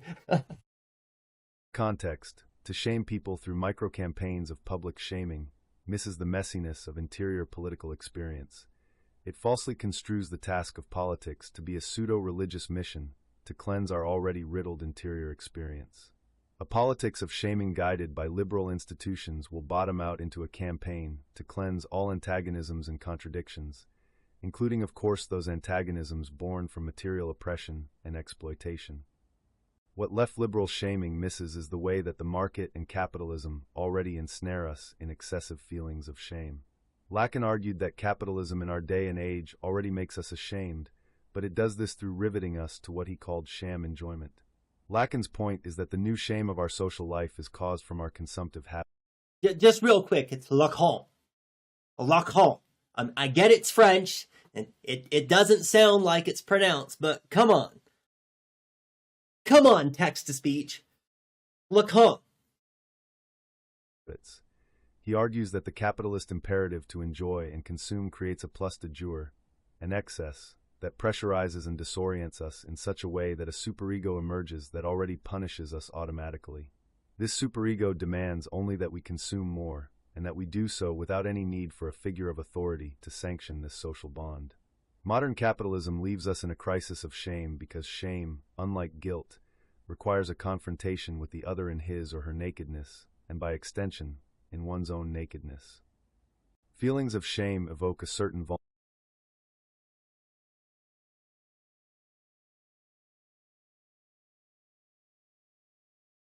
I'm just taking a second to soak this in.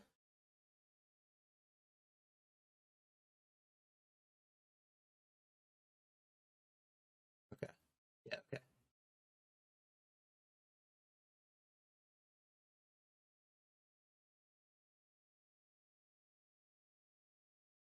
I missed the part we were having another conversation, and I missed the part where shame is commodified. Capitalism takes the idea of shame and commodifies it and takes it in and uses it against us. That's the thing that we're talking about now.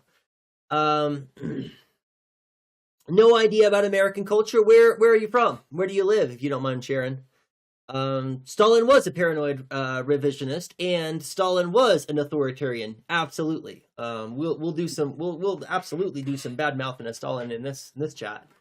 And that's the thing. When we're talking about it, one of these days, I would like to try and get to the bottom of whether I believe Stalin wrote ideas down and then changed his mind on those ideas very dramatically, or if Stalin wrote philosophy that he thought Lenin would like so that he could be in Lenin's good graces. Like because if you read Stalin didn't write about any of the kinds of things that Stalin did, and wrote against those kinds of tactics quite explicitly in a number of different ways in a number of occasions. But sometimes I wonder, was Stalin just like playing a long game where he was just coming up with philosophy that he thought that leftists and Lenin and other people would like, so that he could get his foot in the door of power? Is like, I'm really on the fence of whether young Stalin is just ideologically so detached from an older Stalin that, or if it was a sham the whole time, if Stalin was always a grifter, so to speak. But today is not the day where we're gonna unpack that shit. And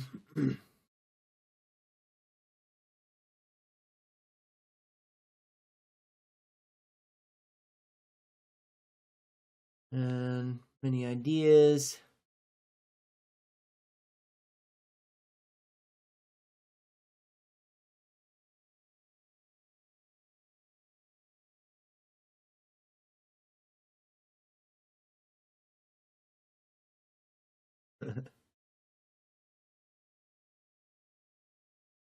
Stalin is why so many MLs wrongly think the USSR achieved communism, since he tried saying the USSR ended class struggle. Right. Yeah, the revolution that became a state. What people say is not interesting. Important is what they are really doing. I guess that's true.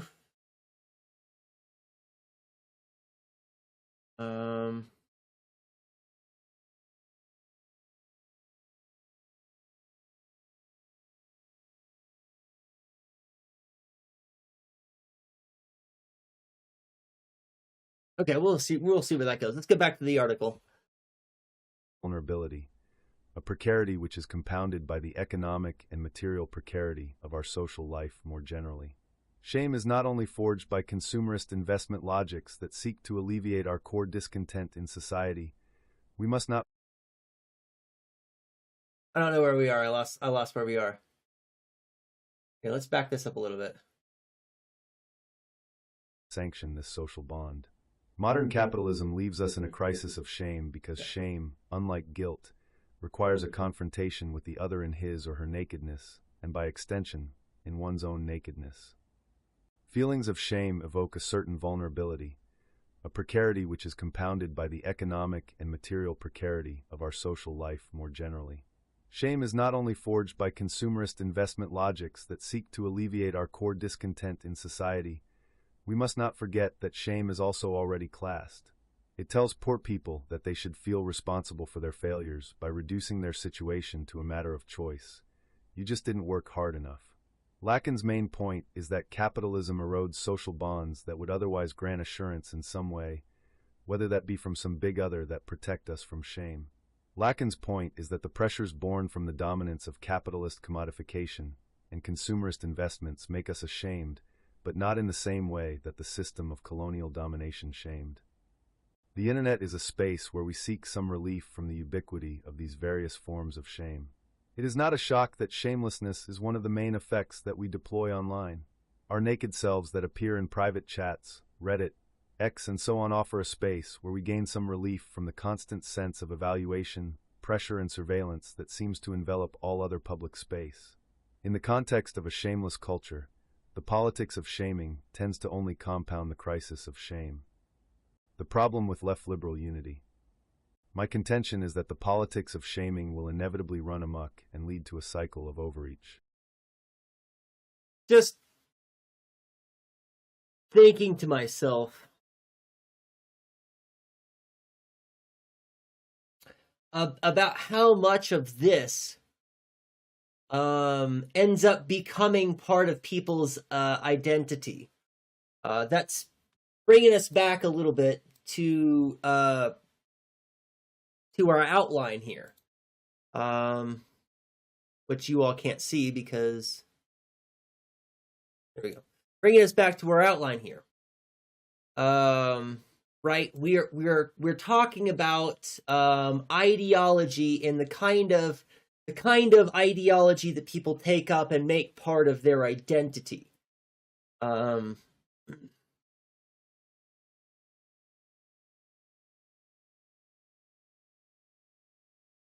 I don't have a point here. I'm soaking in a whole bunch of stuff and making sure that it all seeps in is what I'm doing. But yeah, you're absolutely right, Trash. It's victim blaming. What the article's talking about is absolutely victim blaming here.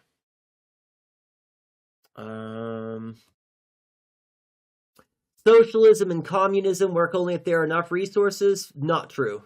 Food. The problem that there is that the socialist leader tried to control everything. That's also not true. They ruined. Well, we have to make a distinction about what kind of socialism you mean. Probably not true. Socialism is not necessarily a top-down planned economy. Anyways, we'll get to that in a minute. No, the article's awesome. The article's no, Apolitical Daddy article's good. I'm talking about this. They ruin the factories because they cannot work efficient. Well, who ruined the factories because they cannot work efficient?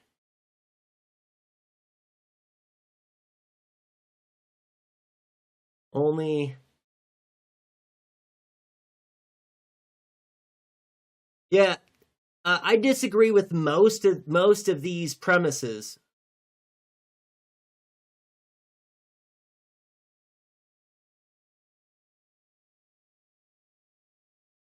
Reason why Hitler and Stalin could be in power is a need for the people to have a better social system and better life condition. Well, it's an appeal to social frustrations. That's one of the characteristics outlined in your fascism is an appeal to social frustrations. People are poor and they live in poverty, right? And so fascists appeal to the idea of a better life. Right. But they can't deliver it. They can't deliver that because because any top-down run society is going to funnel the excess wealth up. That's what happens when you centralize power in any kind of way. When you centralize power above people, what that power does is it works like a vacuum for wealth, so that the power accumulates more power around itself, and it does so with the accumulation of wealth. And the people who will benefit from a system of wealth, which we should take a moment to be very clear about. What wealth is what one has in abundance that other people want or need but don't have access to.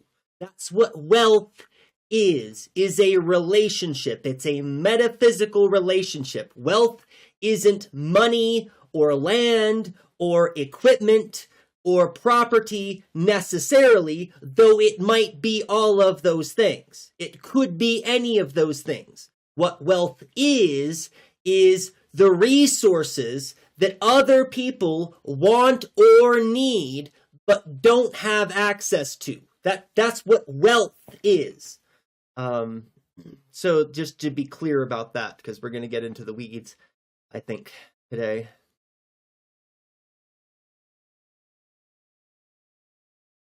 Could have a good social system. Right.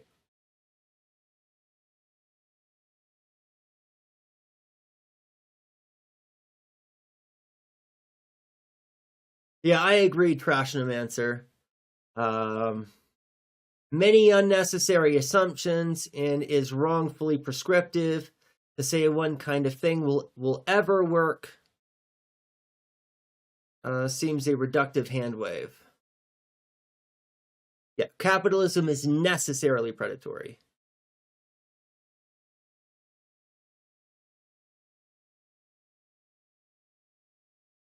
Hey, welcome in, Matt. Good to see you. Hope you're doing well. Hope you're having a good one. Yeah, it's a tough issue. I firmly believe abusers were victims too, and so do deserve some empathy and care. But also, and that's something else too, right? Remember the I really should save it, though I don't want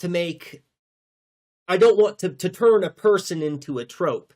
But there was a news article that I covered a month and a half ago, I think now, about a young teenage girl who wore an intentionally inflammatory shirt to school for Flag Day. They have in the school that people wear flags on their shirts. And a student went to school in the UK with what they knew was going to be an inflammatory shirt. And when they weren't sent home immediately, they did a bunch of stuff, and they drew a bunch of attention to themselves and got kicked out of school so that they could whine and cry about how the left and censorship and cancel culture, and they set up a GoFundMe for this little girl, and they made tens of thousands of dollars for no reason. Right. And one of the things that I talked about was how this little girl is now a content creator for the right because her parents are far-right extremists and have literally groomed this poor child into being a right-wing extremist pundit. Right? This is a teenage child who will grow up to be a moral monster, who will grow up to advocate that people should be in cages and that people should be dehumanized, right? But this is a child too, right? We have to remember that this is a child who is suffering abuse. that child will grow up to be a moral monster who will make the world a worse place. But they are also a victim of an evil system that has conditioned them to believe that kind of behavior is good, right? To do that kind of thing is good.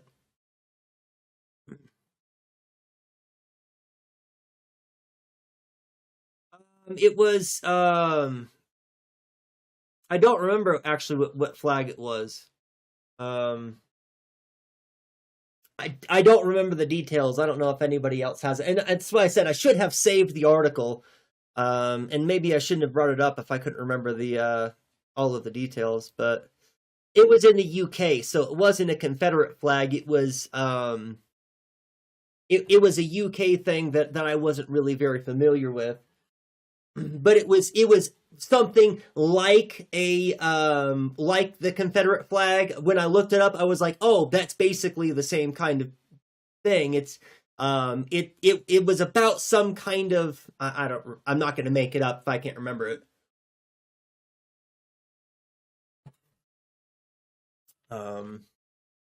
I might have it in my let me take a minute. I'm not going to spend a lot of time looking for it, but I might still have a bookmark for it.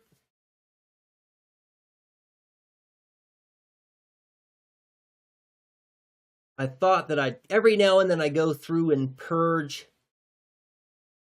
stuff from this list, and I'm pretty sure I did purge it already.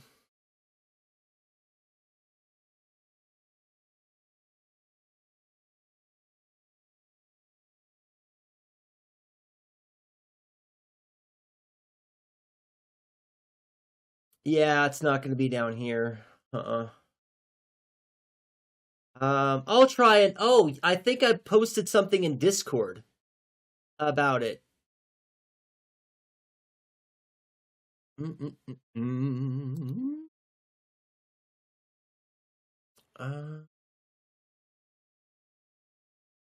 Does anybody remember me posting something in Discord? Because I think I did. Oh, it wouldn't be this far back. Oh, maybe it would be. No. It wouldn't be under there. The problem is my Discord is so poorly organized. Yeah.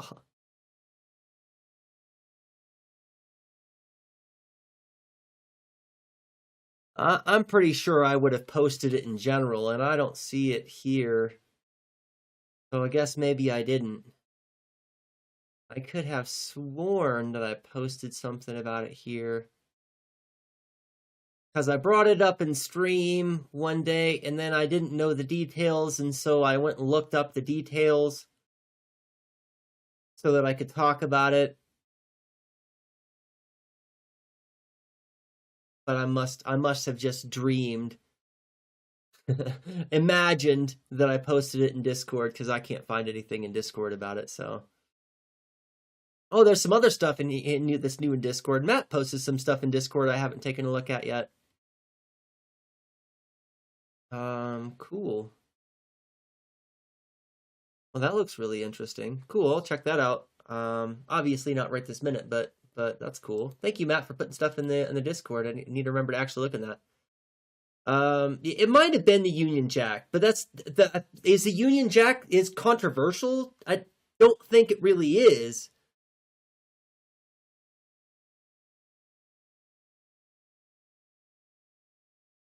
Yeah, nobody can save every interesting website, which and that's one of the problems that I've run into is Zach just remembers. If Zachap has watched a video on the internet, somehow they just have this amazing ability to remember all of the things they've seen. I mean, because they stream all day, every day. all day, every day. Sometimes they stream for like 16 hours straight on some days, and they just watch video after video after video after video after video, and can somehow remember all of the content and all of the information. And when conversations come up, they'll be like, oh yeah, in this video, blah, blah, blah, we watched this 5 weeks ago, blah, blah, blah. And just like, how do you do that? Yeah, I can't. I have a hard time remembering what I did yesterday. Or it's funny. Actually, before stream today, as a quick aside, we're gonna get back to the article in a second. But as a quick aside, this video here, you all can't see. Pull up this one. This video is one that I thought about talking about today. I've watched this whole video. It's 58 minutes. And I was like, well, maybe I can just remember the main points of the video. And I'm like searching through my mind, and I'm like, what are the main points? You've watched this video, self. Can't you say anything about the video? Brain's like, nope. I know the basic idea of the book, and I don't know how much Ash goes into the detail of the book in this video. I don't remember. But I've watched it. I know that I've watched this. I just can't remember the details of the thing that I watched. I'm much better with details that I read. When I read philosophy, that's something that I grip onto, that sticks into my brain. When I watch something in a video, often I need to watch it over and over and over and over again for me to really get it. Sometimes it's helpful, like actually with Andrewism, sometimes when I'm watching Andrewism's videos, I turn on the closed captions and I take notes. So like as they're going through the video, I'm like, oh, I better type that down, right? I don't want to forget about that in 10 minutes when we're talking about this other thing and Andrewism begins to draw the correlations. I don't want to be like, what were we just talking about 10 minutes ago? Because I can't remember, right? That's literally true of my brain sometimes. It just can't. What do I think about LandBack? LandBack. We should thank you for asking. LandBack. Without qualification, just LandBack. Right now, the thing that the United States should do, is to say, oops, here you go, have everything back. Right? We're going to no longer have the United States government. We made a mistake. Here you go. But how should this work? Right, you're clearly missing the point. You should not be the architect of what land gets used for whom, by whom, under what circumstances. That's not something that you have any reason to be speculating about. Nor me. Right? Land back means that we give it back to the indigenous people, and it's entirely up to them. That's the point. Right? How should this work? No. No. Stop. Because there's no how this should work. We give the land back, and then they decide how to be responsible stewards of it however they would like to. That's how it should work.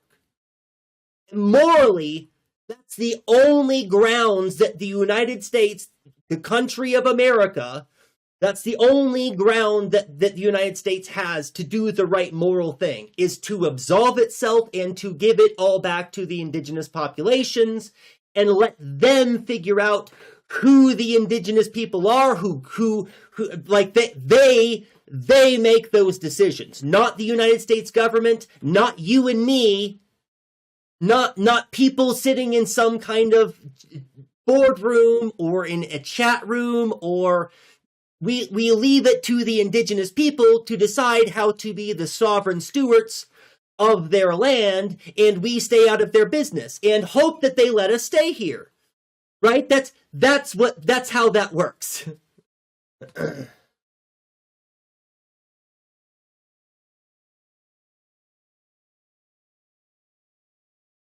Right? Do I take? No, I would go back to. Well, I wouldn't go back to anywhere, because I imagine the indigenous people would probably just work with the people who lived on the land that they live in, because they respect people's sovereign right to be.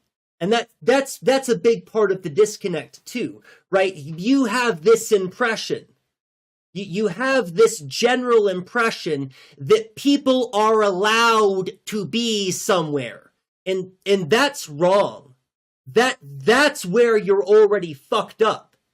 Because people have a right to be. States don't have the right to exist.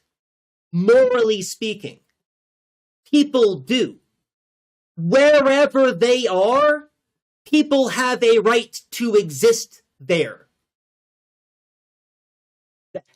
That's the reality of the world in which we're supposed to be. That's the moral reality of the world in which we live, is that people have a right to be. States don't. And governments don't have a right, actually, morally. States don't have the right to tell people they don't have the right to be anywhere. Actually. Good. Those are some good clippable scenes, huh? I have to go back and get some clips from this stream. Those will make good ones. LandBack is necessary to any anti-capitalist struggle. Yes, right. We haven't talked about the pillars, right? But all of the pillars have to go together. For us to be successful, we need to feed everybody, house everybody, have healthcare for all. We need to have some kind of gender, non-racist gender liberation, and LandBack. All of those things all at once. Not any one of them. All of them. All of those things is how we win. Yes, is necessary. This is because land theft is integral to create a permanent oppressed working class in these countries. When land is stolen, colonial authorities and capitalists mark up the price and then get settlers in. The settlers and indigenous people then have to work for wages to have somewhere to live. Then the colonizers use that profit generated from the surplus labor of the people to take more land. To get more settlers in. I'll just finish reading this first. To get more settlers in, so there's always too many settlers, and the price of labor stays low because of the now growing reserve army of labor, and that creates a permanent oppressed class, working class in a colonized country, and all created by stolen land. Yes. The only notes I have, let's see, where was it? Use that profit to generate it to surplus to get right. So that's the only caveat that I would have. It's not simply just getting more surplus of the labor to take more land, right? And you're not avoiding this, Kaimatara. I'm just adding on to. Right? Because what we're talking about is war. What we're talking about is annexing. What we're talking about is the arm of imperialism. Like we're doing the colonialism here right now and the imperialism there. Capitalism is always doing both. Right. That's the only note. Perfect otherwise. I'm not adding notes to correct, and only notes to add upon.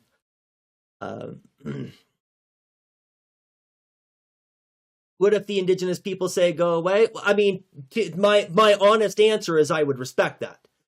And unabashedly, I think you're trying to get me on this. No, I mean, I would just, I'm a Scottish Celt. I'll just go back to Scotland. If the indigenous people get the land back on which I live, and the indigenous people here say, you can't be here anymore, anywhere in the United States, or what was previously the artist previously known as the United States, I would just go back to Scotland. I would go back to my land and be with my cultural roots, but that's probably not the case, right? All of this is moot point because the United States government will never turn over all of the land it owes to the indigenous people that it stole from the indigenous people. But if it did, I imagine that the indigenous people aren't just going to kick everybody off because they don't think of land as things that is something that can be owned. They think of land as an entity to be respected, that we should have a working relationship with. Well, and I'm making sweeping statements, right? I'm not trying to make a monolith of any kind of group or culture or any certain, because there's a whole thousands of different indigenous nations that represent the body of people of different cultures and ideologies, which have been here hundreds of thousands of years before the United States existed. But by and large, most of those people that are a part of the LandBack project are not interested in kicking the white people off of the land. They're interested in making a better world. And you don't do that by displacing whole populations.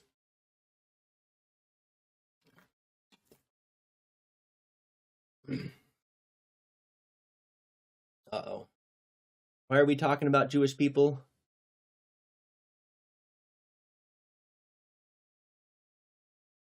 Funny when people are against LandBack by falsely believing that us indigenous people will kick them off of the land. It's funny because that's not what indigenous people will do. That's what landlords already do. But you are okay with that. Thank you, Jane. Absolutely. That is what kicking people off of land is, what landlords already do, and we don't have a problem with. Right? Because it's not about getting kicked off. It's about racism against indigenous people. Facts. Yeah, no notes there. Kaimatara. Yeah, absolutely. No notes there. That's good.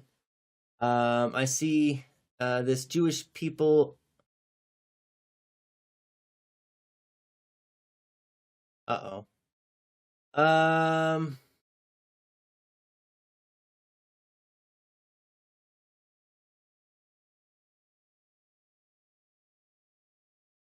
I wonder why this was not allowed.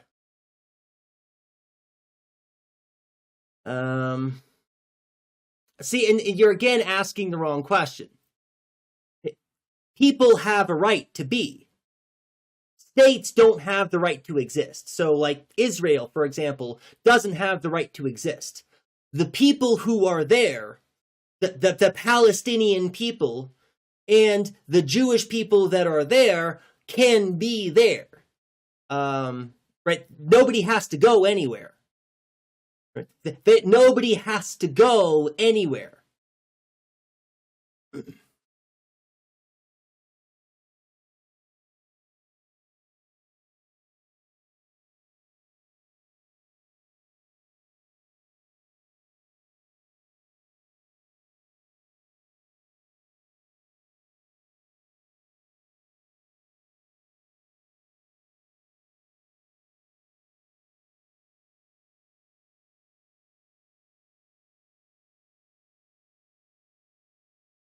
Yeah, I'm trying to figure out how best to respond to it. The Arabic countries have kicked out the Jewish people. That's false. That's a very false thing that you've said. That's no. The problem, right? So let's actually talk about the quote unquote Jewish problem, right? So we talk about this in two different ways. Hitler talked about the Jewish problem as something to be solved in a particular kind of way. Hitler was not the only one talking about the Jewish problem, right? Let's talk about the Allied nations who decided that their own countries were too anti-Semitic. That's when you're talking about Arabic countries kicked out the Jewish people. That's false. That's false history, right? What had happened was, in the wake of World War II, countries like the United States said, we're too racist. You can't let Jewish people here because the people in our country are so racist, they will kill them.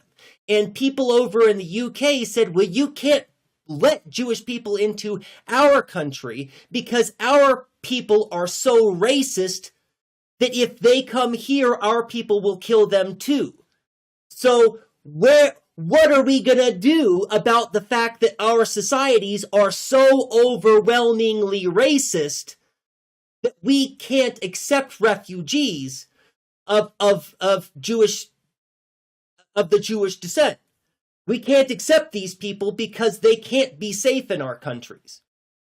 So they cooked up a plan because Palestine was a place where Jewish people had been welcome for hundreds of years and had lived, Jewish people living alongside non-Jewish people for hundreds of years in Palestine. That's why Palestine was chosen as a location for displacing all of those people that the United States didn't want to take and that Britain didn't want to take because they were so overwhelmingly racist. So they decided to go to a country that didn't have the right, that didn't have the resources to advocate for themselves and say, no, this is a bad idea, right? Canada didn't want them.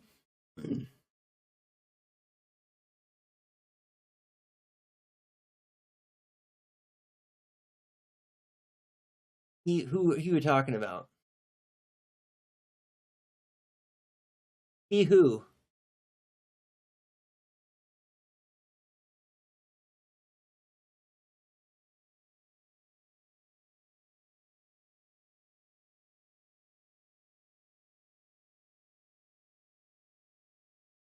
And we're getting off topic.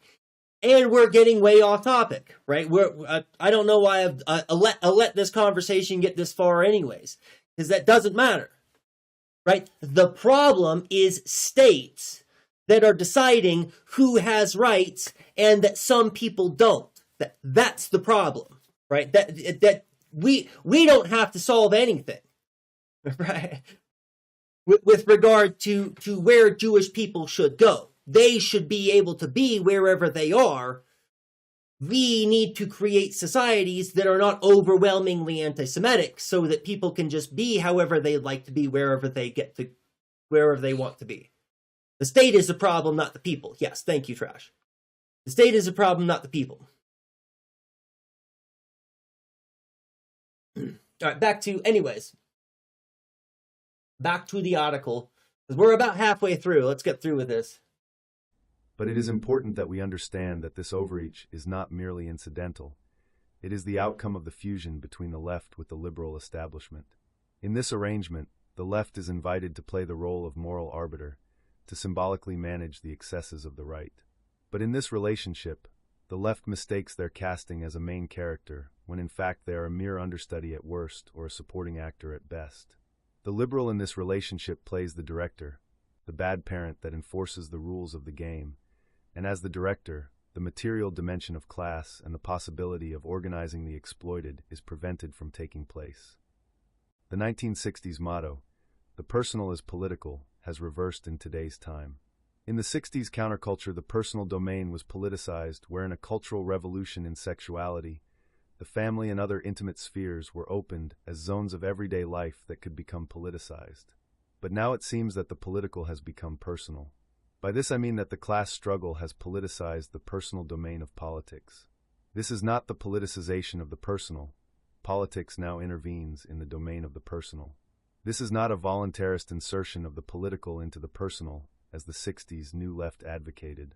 Today we witness a historical shift of the class struggle that liberalism cannot contain or manage. But it is not only the return of politics, class struggle, inequality, and austerity that I was trying to do something slick and I messed it up. I just wanted to not push that button. Remind everybody again. I'm gonna stop. Please stop loading. No, don't make me sign in. I told you to close. Go away. Right. Pulling up the right. Because I was trying to do something slick and then I had to minimize it. Right. Right. We're talking about the ideologies that make people themselves, that inform people's identity. Just making sure that we all remember that we're tying those things together.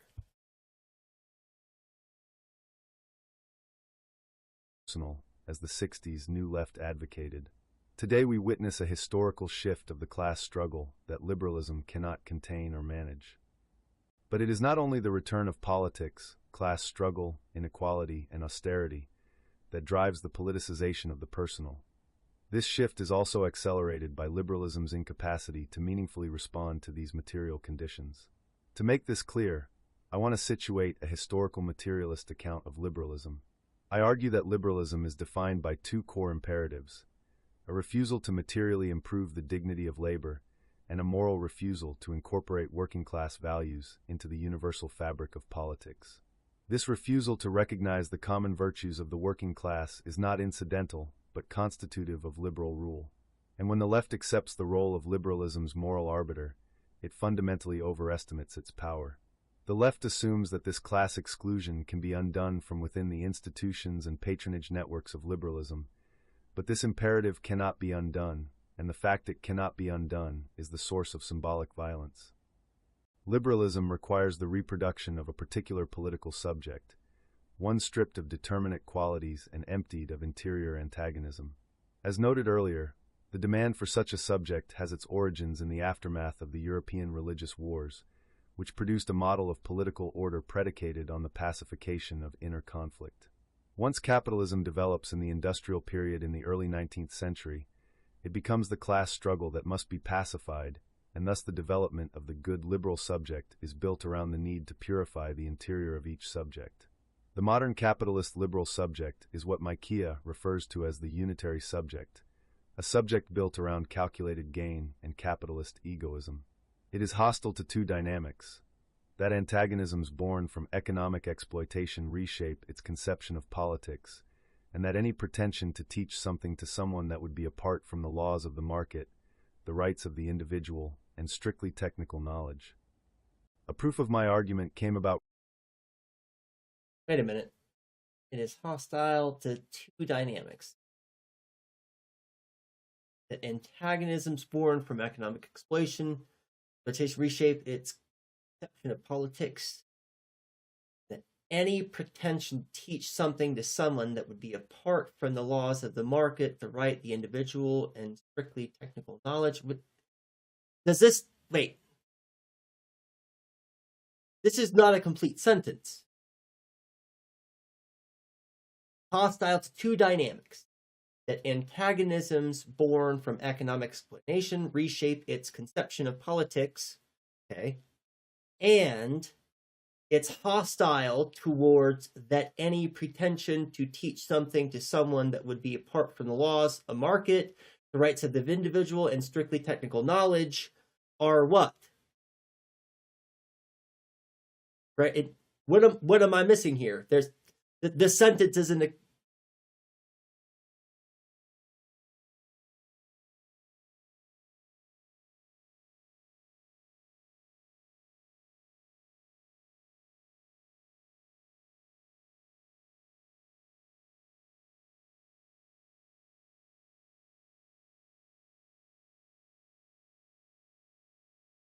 I do not see one socialistic country which is liberal.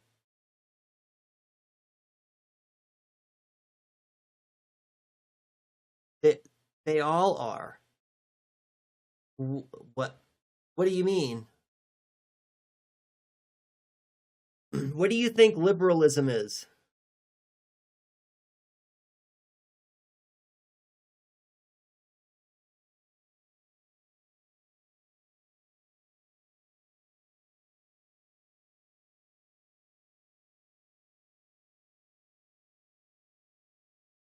That's not a good enough answer. Yeah, and maybe we need to ask that too, Jane. Good point. Liberal is not synonymous with freedom. Different words are different, right? The reason why those are two different words is because those are not the same things.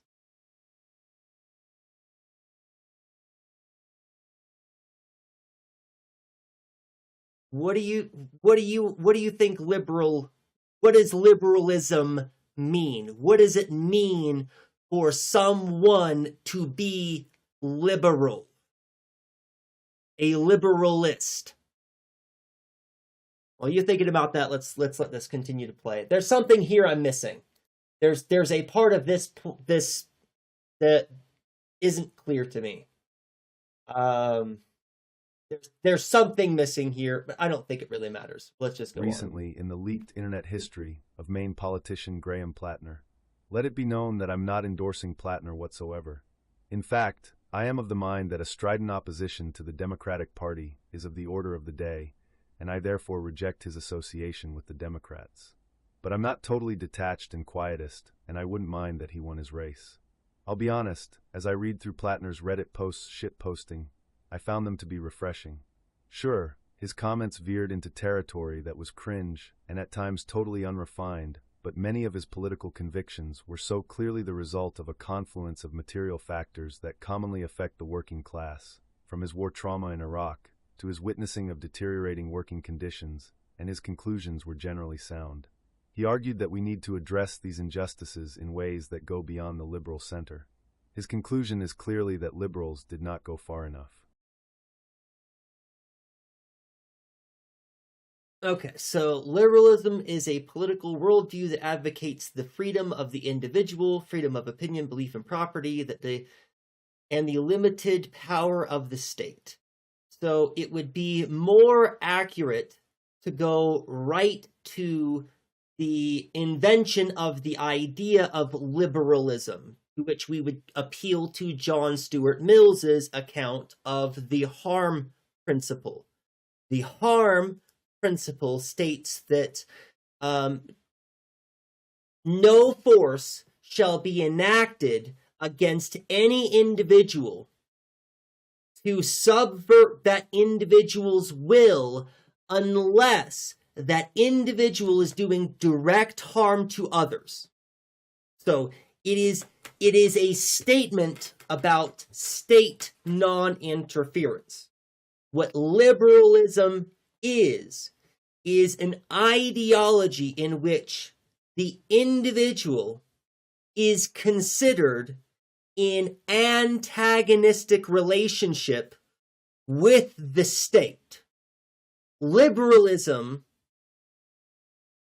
takes as necessarily the case that when the state has more power, the individual has less power. And that when the individual has more power, the state has less power. This whole relationship is, well, much more complicated than that. Right, so what you're saying, what your claim is that you don't see any socialist country, Cuba, Soviet Union, or anything as being a country which has any modicum of freedom, because you think that liberalism and freedom are synonymous.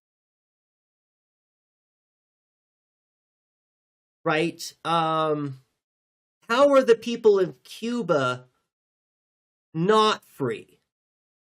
Do you know, because you didn't say where you're from. I'm not sure where you're from. Do you know how Cuba's political system works?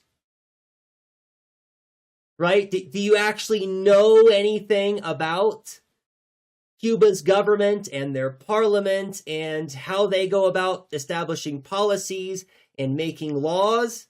Or are you just regurgitating United States propaganda?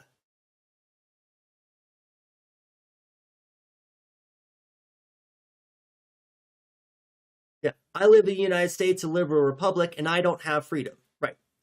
I live in the United States, and I don't have freedom. I am not free. I can't just go where I would like. I can't just grow my own food. I can't defend my own life against the state or the police. It's illegal for me to do so. I do not live in a free state. I am not free. So, right, comparing my life to the life of people in Cuba, right? What are you trying to accomplish by bringing this up? What was your point in bringing up that you don't think, when you say you look around at the world and you look at all of these states who call themselves a whole bunch of different things, Cuba doesn't call themselves even socialist, right? I'm looking at the grouping, the Cuba, Soviet Union, GDR. By what criteria are you grouping these together? Maybe that would help understand.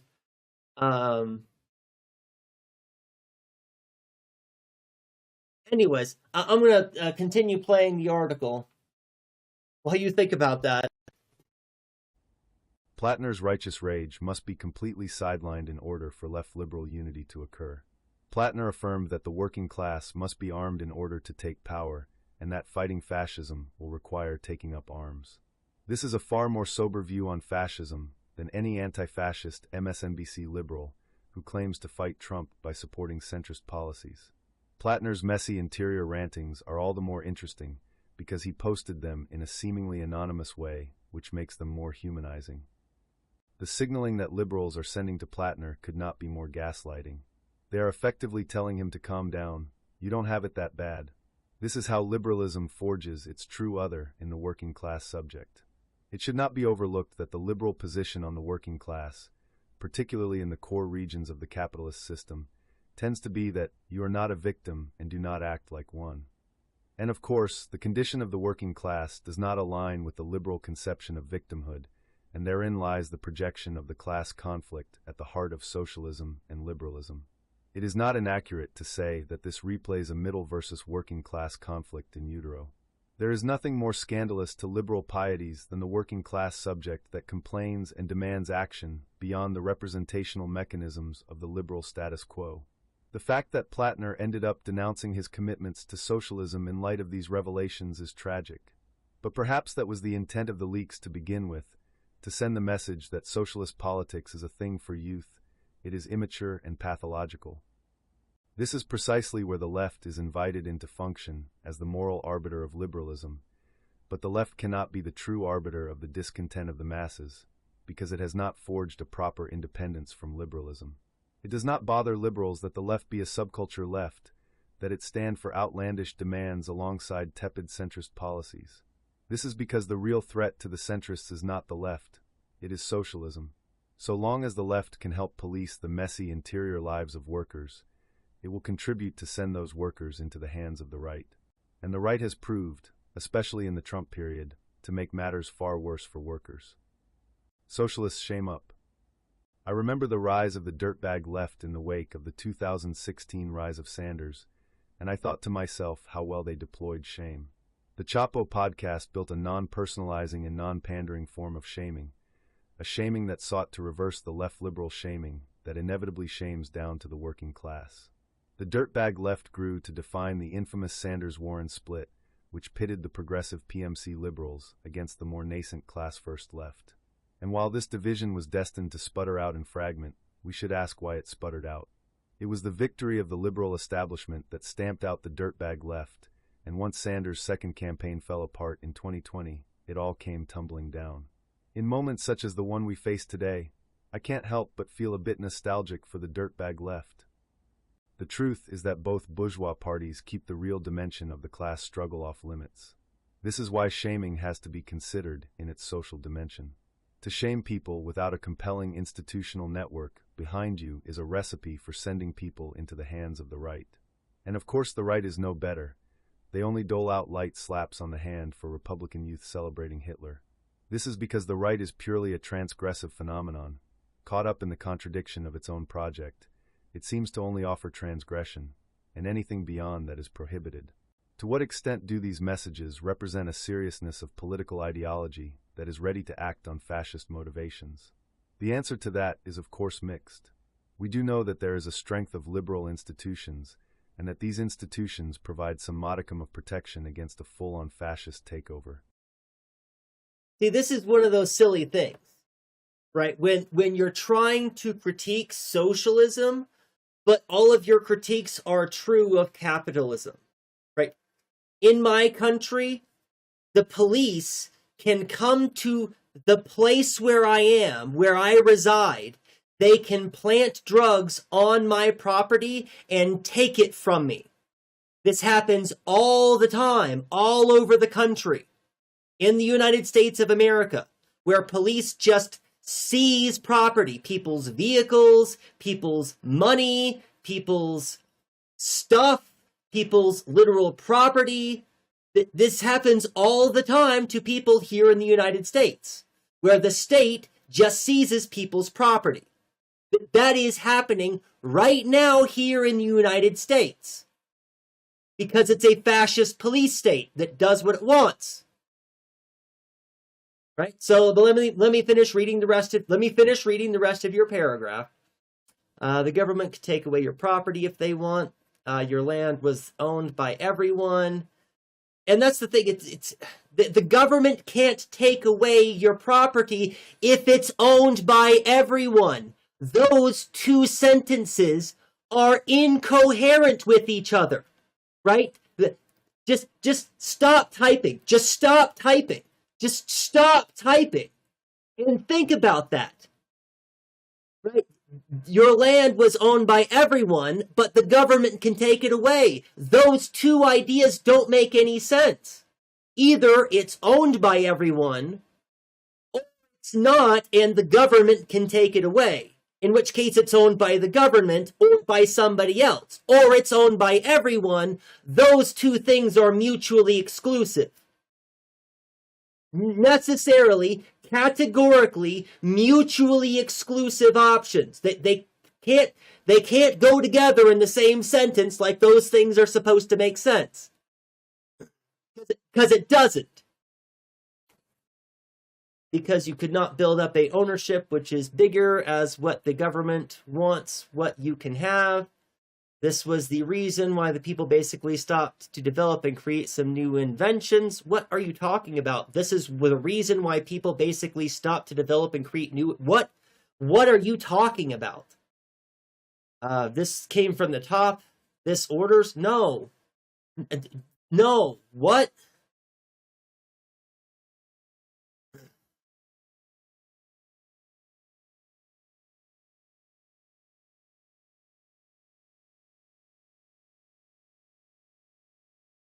Yeah, could we get a definition of socialism? If you're going to critique socialism, you should at least be able to put some kind of general idea, right? Here in this space, we don't really focus too much on using strict definitions. But if you could give us some idea of what you mean by socialist, because you seem to be all over the place, and you really don't seem to know what you're critiquing. You have a house, and the next day it's gone. You cannot make planning in your life anymore, right? Which is why private property doesn't make any sense, right? And this was pointed out by Kayamatara earlier in the stream. right? That right now we have a system where landlords can just evict you. Right? That's what we have.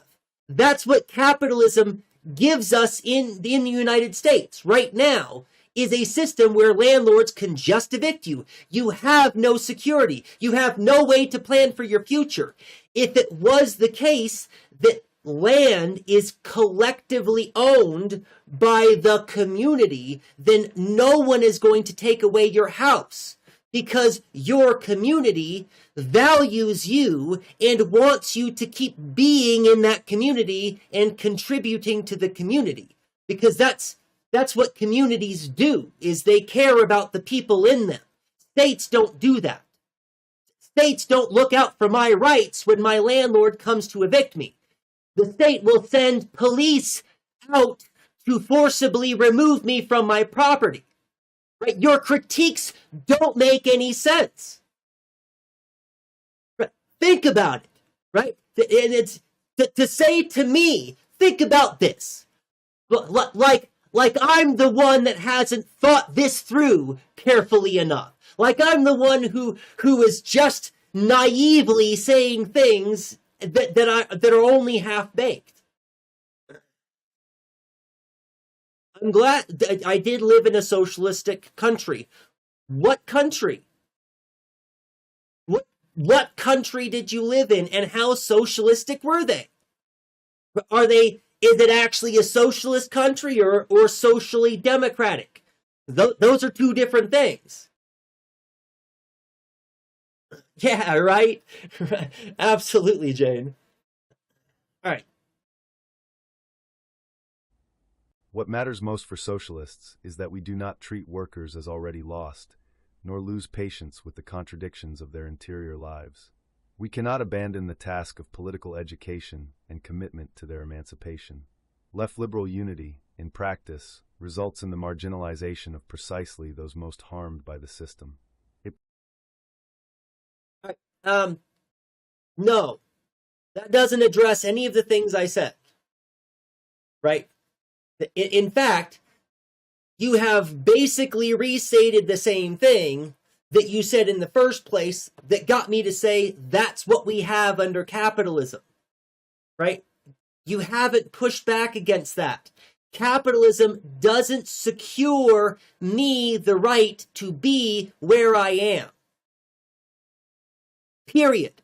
Capitalism leaves my being on land always precarious. Always precarious. Necessarily. That's what capitalism does necessarily.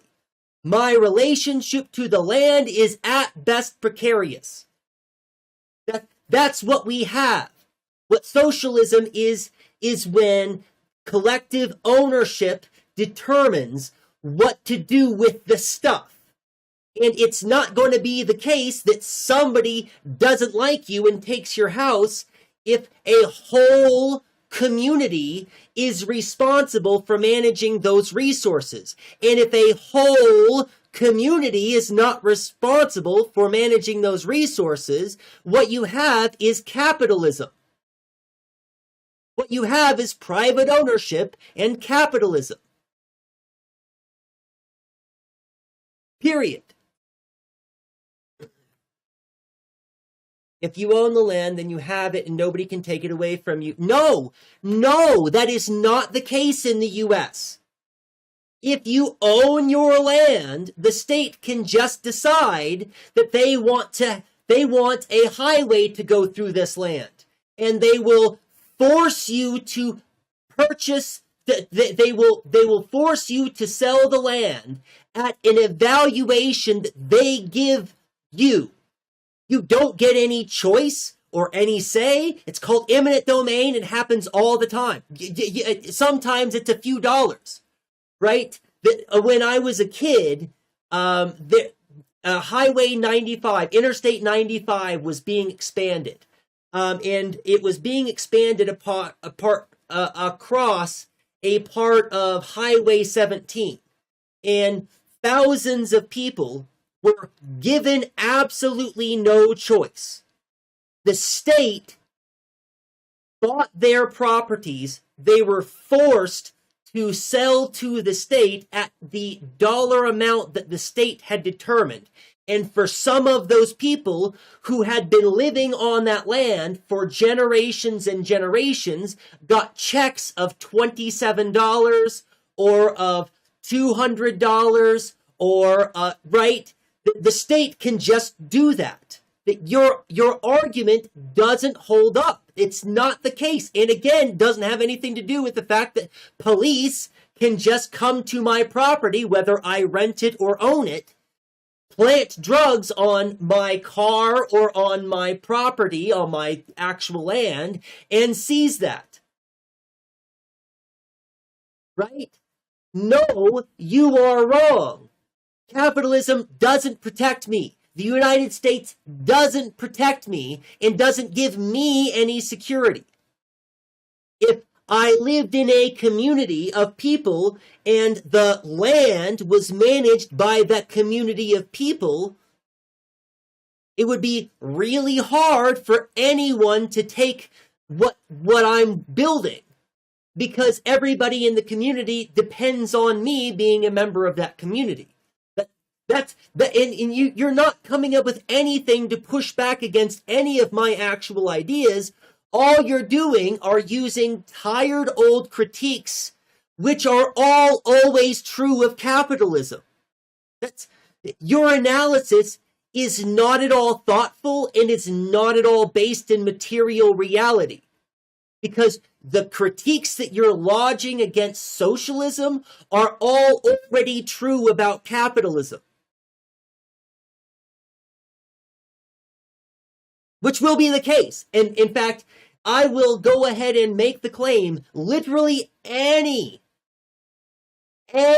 claim that you believe that you can make against socialism or communism, I guarantee will already be true of capitalism. There's not a critique that you can have of those systems of organizing or those systems of government that are not true of capitalism right now. I challenge you. And while you're thinking about that, we'll get back to the article. Prescribes the boundaries of their rage and kicks them to the margins, policed for crimes they often never committed. If socialists are not capable of speaking to the interior lives of the working class in a way that does not shame them for what this system does to them and the people they love, then we are better off just resigning politics to the liberals, full stop. We are better off leaving Gans to becoming the next McCarthy. We'll see if he's capable of it. Daniel's Journal is a reader-supported publication. To receive new posts and support my work, consider becoming a free or paid subscriber.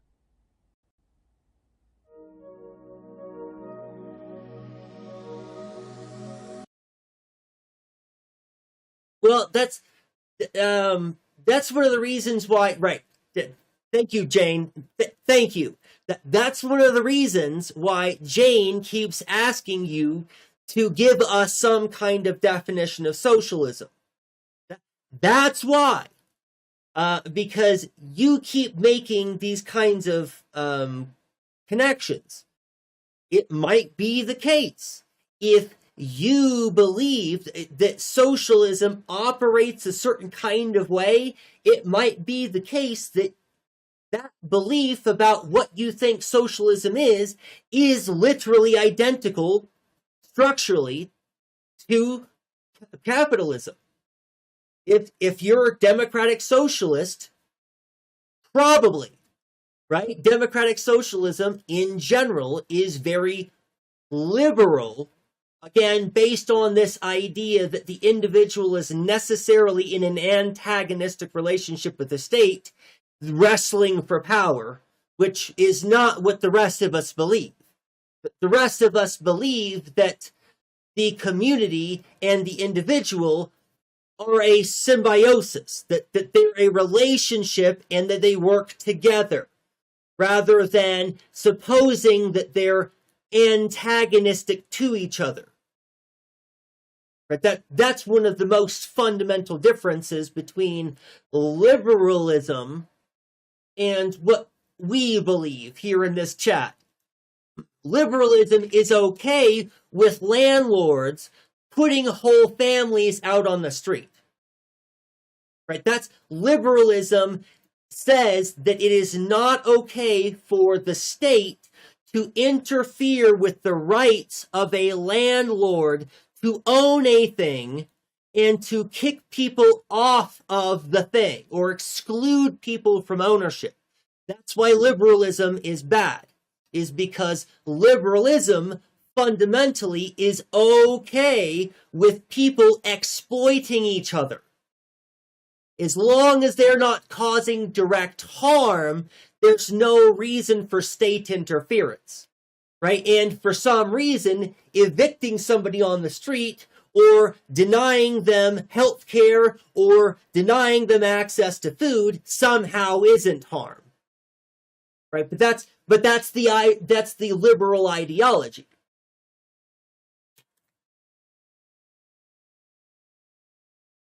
You can define it nicely. The reality is never what you wish it could be.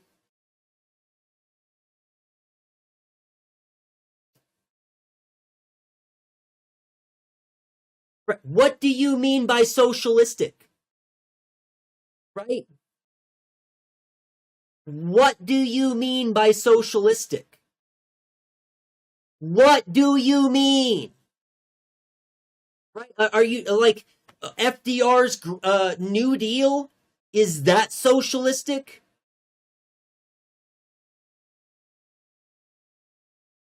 Right? Because if you're referring to Germany as being socialist, because it's not, it's a capitalist state, so it isn't socialist at all. The New Deal, if you're not American, I guess you wouldn't get it, but it's FDR was a president of the United States that saved the United States when it plunged into the Great Recession. No, the Great Depression, excuse me, the Great Depression of the 20s.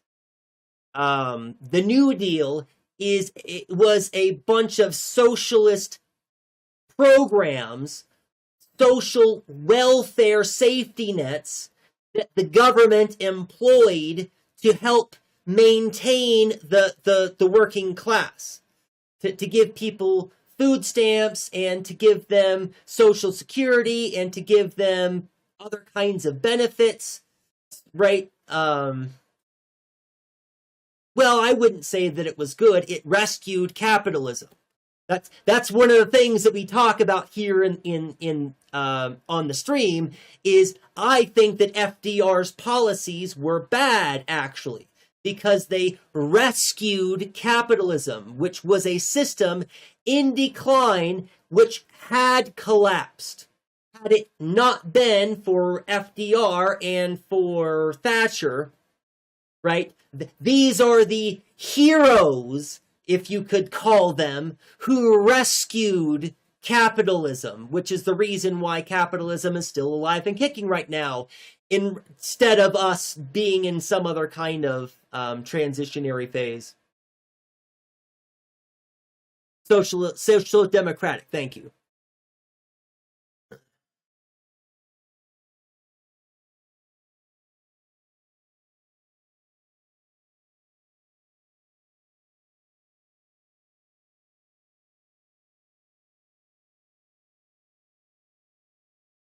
Well, I mean, but obviously not.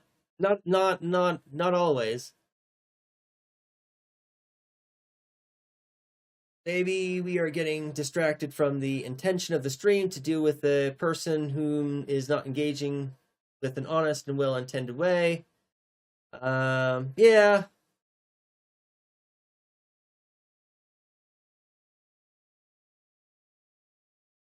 Yeah, you're right. And I've finished up with the article. I'm about ready to wrap up stream anyways. I really did want to go through the our outline a little bit more thoroughly today, but I think it's okay that we didn't. Because we did we did talk an awful lot about these things. What do you all think about having like a Google Doc thing? Isn't there a way that I can give you access to the doc, and then you can go to the document and make changes or make suggestions to changes? That might be something that we want to do with this, because I would really like help with this. I don't have this figured out at all by any stretch of the imagination, and I don't know that I'm even going in a good, positive, productive direction. So I don't know. But maybe I'll put this in Discord for now, and then we'll work from there. I think that's actually what I'm going to do. We didn't even get to any of this. But it was okay. It was still a good stream. Fantastic stream, actually.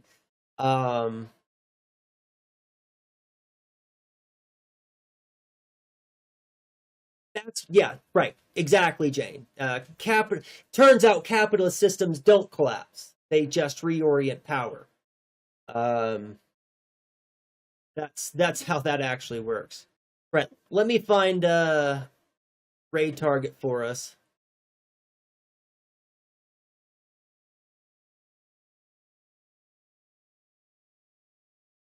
Ugh.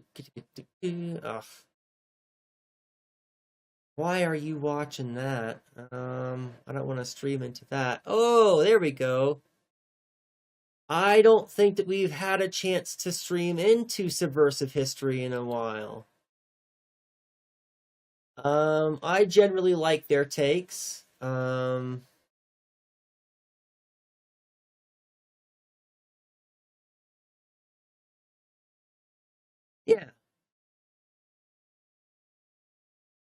Yeah, let's hop over and say hi to Subversive History.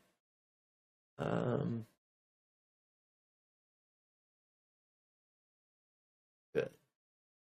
Good. Yeah, what I'll do is I'll probably try to have some kind of plan to make some kind of document, and I might create an account that's, a waxing account that that everybody can kind of have access to. I'll figure that out. Oh well, we'll probably figure it out on Friday. How does that sound? That'll be probably what we go through. So we'll reassess where we are with regard to this. I don't think I'm going to make any changes to the outline as it is. We'll unpack that later. All right, cool. We'll pick up that conversation later, Rob. But anyways, thank you so much, everyone, for being here. As always, it was a fantastic pleasure. I always appreciate all of the amazing things that you've got to say in chat. Yeah, maybe Rot will have a definition that they can give us about socialism by Friday. That's a good idea. Hope to see you in that stream, everybody. I hope to see you on Friday, and until the next time I see you.